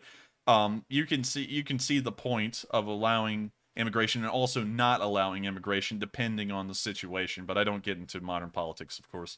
But I do thank you so much for the comment, Kaltenberg. It is a good point, but historically, there are, of course, kind of different situations. It's not always a black and white picture, but the pertaining circumstances can be kind of similar in a way. And so with that, we're on to the next one. And up next, we have a $2 super chat from Redwood Beard, who says, what is a tank tusk?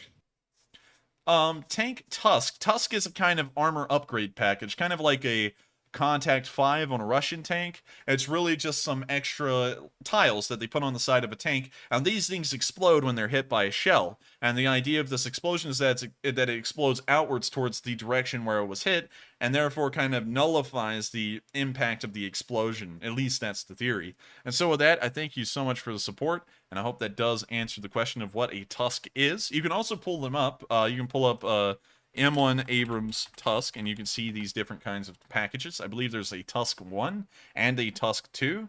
You can see the Tusk 2 package here on a model tank, but of course it's just explosive reactive armor tiles. And usually it also included some extra ballistic protection for the commander and I guess you could say loader or gunner's hatch, as they would usually get some kind of bulletproof glass and also kind of like a bulletproof glass basket around their hatches. And so I hope that answers the question.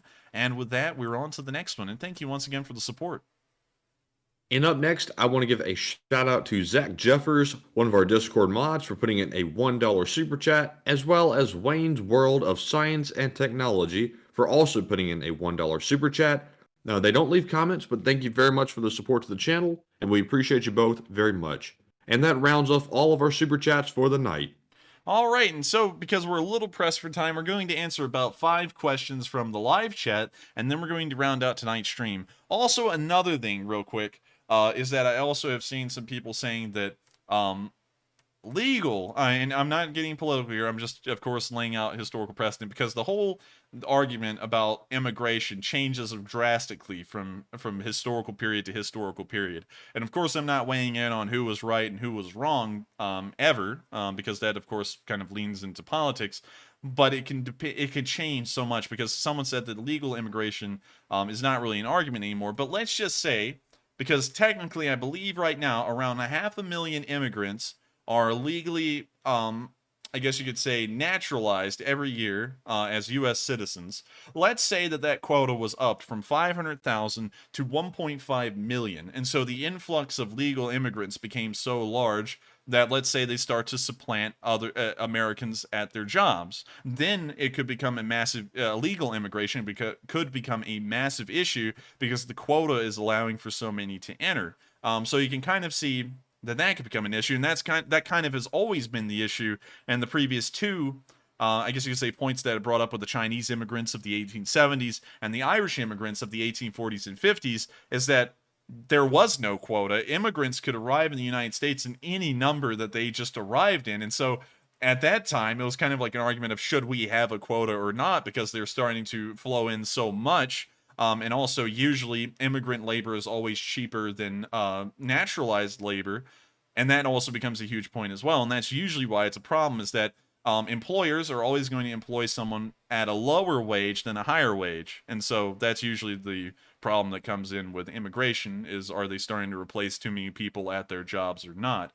So with that, I hope that does kind of answer that as well. Immigration is a really weird thing, and the political discussions and debates around it can literally change from decade to decade, depending on the laws that have been passed, the quotas in place, and the current situation. But still, it's an interesting thing. Of course, we're not talking about politics here on the channel. Maybe that would be something for a later date, and talking about immigration internationally, because it doesn't pertain to the U.S. There's also massive immigration arguments in every country, specifically the European ones like Germany, the United Kingdom, Poland, and so on. But with that, I hope that does kind of touch on that a little bit more, and we're on to the next one. And up to our first live chat question, we have one from Michael Wilson, who says, Enforcer, don't you think we've given enough money to war? Americans need money right now, too. That's a point that a lot of people have been saying.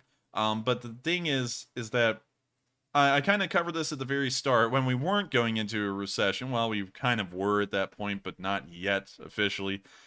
When we were over here A-OK, that argument was also said, and people were starting to say things like, why in the world are we spending, and of course I don't mean to say this in a derogatory way, but the way it was being said at the time when I was hearing it on mainstream news was said like this. Why in the world are we spending money on Ukraine when that money could be spent to fix world hunger and homelessness in America? And the thing is that it doesn't matter how this money is spent, because the ailments of society will never be fixed. And that's kind of something that you can clearly see, because no matter how much effort, how much of anything we put towards trying to fix things like poverty, hunger, homelessness, it never gets fixed. Throughout all of history, those have been the elements of society. And so while I can agree that it's a nice sentiment to say that we should be trying to help out Americans in their plight, unfortunately, those kinds of elements of society, no matter how much money you threw at them and how hard you tried to fix them, they would never truly go away. Every single society ever has tried to get rid of those, and no one has been successful. And so with that, I hope that does kind of answer that question in a way, because I don't really see what the advantage would be in making Ukraine lose an important war for the strategic I guess you could say, the strategic security of Europe for us to try and unsuccessfully attempt to fix poverty, hunger, homelessness, and all the things that we've never been able to fix anyways. And so with that, I hope that does answer the question, at least in my opinion. And with that, we're on to the next one. And up next, we have a question from Bear Eats Raptor, who says, Enforcer, what's your take on Ukraine breaking the deal with the U.S. by using American arms to hit Russia?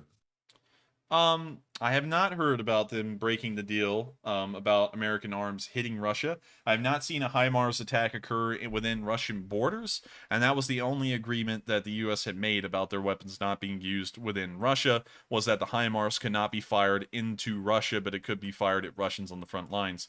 And so I don't really know what direction that question is supposed to be going in, because that, as far as I know, has not been violated, that agreement. And so with that, I hope that does answer the question, and we are on to the next one. And up next, we have a question from Jeff Stewart, who says, why are we not seeing Russian bombers being used? Are they afraid of losing them? The reason why we're not seeing Russian bombers used a lot is most likely because they're scared of losing them. I believe that may be true. Of course, the surface-to-air missile defense systems used by both sides are incredibly strong, specifically against aircraft, and so it's very difficult to use these jets and bombers and such without the possibility of them most likely being shot down. And so for that, to answer that question, I would have to agree with you. It's most likely because they are scared of these large and incredibly expensive strategic bombers being shot down in this war. And so with that, I hope that does answer your question. I believe we have 2 more left. And so with that, we are on to the second to last question of the night. And up next, we have a question from Woody Stems, who says, what happened to the Syrian troops who were supposed to fight for Russia? Did they ever arrive? Also, where did the Chechen clown show go? The Chechen clown show has largely disappeared from the public face and also from Russian TV, and I think it's because they become so inefficient, or they're taking such a high amount of casualties, that there's really nothing much left of them to report, or they become so bad off that it's not even worth trying to make a story on them because it's nearly impossible. The Syrians, on the other hand, while they were seen in Syria saying, we're going to go to Russia, they never arrived, and we never saw any video evidence of them there. And so I think that was largely just some kind of a propaganda coup to make it look like there was actually people in the world who cared about what Russia was doing, but in reality, no one really supports them or cares for it. And with the Chechens, I hope I've answered that one pretty well. And so with that, I hope I've answered that question. And we are now moving on to the final question of the night. So who is the lucky last person who threw in the lucky last question of the night? And that viewer is going to be Kevin B., who says, Enforcer, what does determining a state sponsor of terror actually matter? Is it just setting an early precedent for further actions? It's setting a precedent that we're going to be treating the Russians diplomatically by default from here on as I guess you could say, a evil force in the world. We treat Iran that way, or Iran, you know, I don't care what you call it. Some people say it's Iraq and Iran. I call it Iraq and Iran. I mean, Iraq, Iran, you know, whatever you want to call it. We already call Iran a state sponsor of terrorism, and so that kind of dictates our foreign policy to them. We treat them like they're going to be doing bad things around the world, and they usually are. Well, at least they're usually trying. Russia, now they've been put on that list, and we're most likely going to try and treat them the same way, which immediately puts our foreign relations with them on a somewhat, I guess you could say, unfriendly or hostile nature. I believe it's actually a necessary change, especially with the Russians clearly threatening nuclear annihilation to the United States multiple times in this war, and also claiming that Alaska is theirs too now, which kind of puts them in the direction of, I would guess you could say, state-sponsored terrorism, along with what they're doing in Ukraine, which is executing civilians and soldiers that, you know, are either prisoners of war or they're innocent civilians, which are protected by the rules of war. And so I would have to agree that they are state-sponsored terrorists, pretty much. And I believe that the United States should treat them unfriendly or hostilely in the future, because they definitely do not have the world's best interests or our best interests in mind or at heart. And so with that, I hope that does answer the question. And we've reached the end of tonight's stream. It's been quite a long one, around 3 hours and 10 minutes long, but I hope you have all enjoyed it. And if you've been around the entire time, then you are a trooper. And I highly suggest you subscribe because these streams run every single day of the week except for Mondays at 10 p.m. Eastern Time, covering the past 24 hours of the war in Ukraine. We are still uploading summary videos. These will be uploaded until Sunday, but on Sunday, those summary videos will end and we will move on into most likely a week or two later, covering news from all around the world and also trying to release weekly videos, maybe on Mondays, although I'm still trying to figure out how to do that, on, I guess you could say, just informational or interesting topics. That's kind of the map and model I'm looking at. I'll just have to see how feasible and how possible that really is. But with that, thank you all so much for watching. I hope you all have enjoyed tonight's stream, and I will see you all tomorrow at 10 p.m. Eastern Time to cover the day 156 news of the war in Ukraine. Thank you all once again for watching, and I'll see you then. Good night, and take care.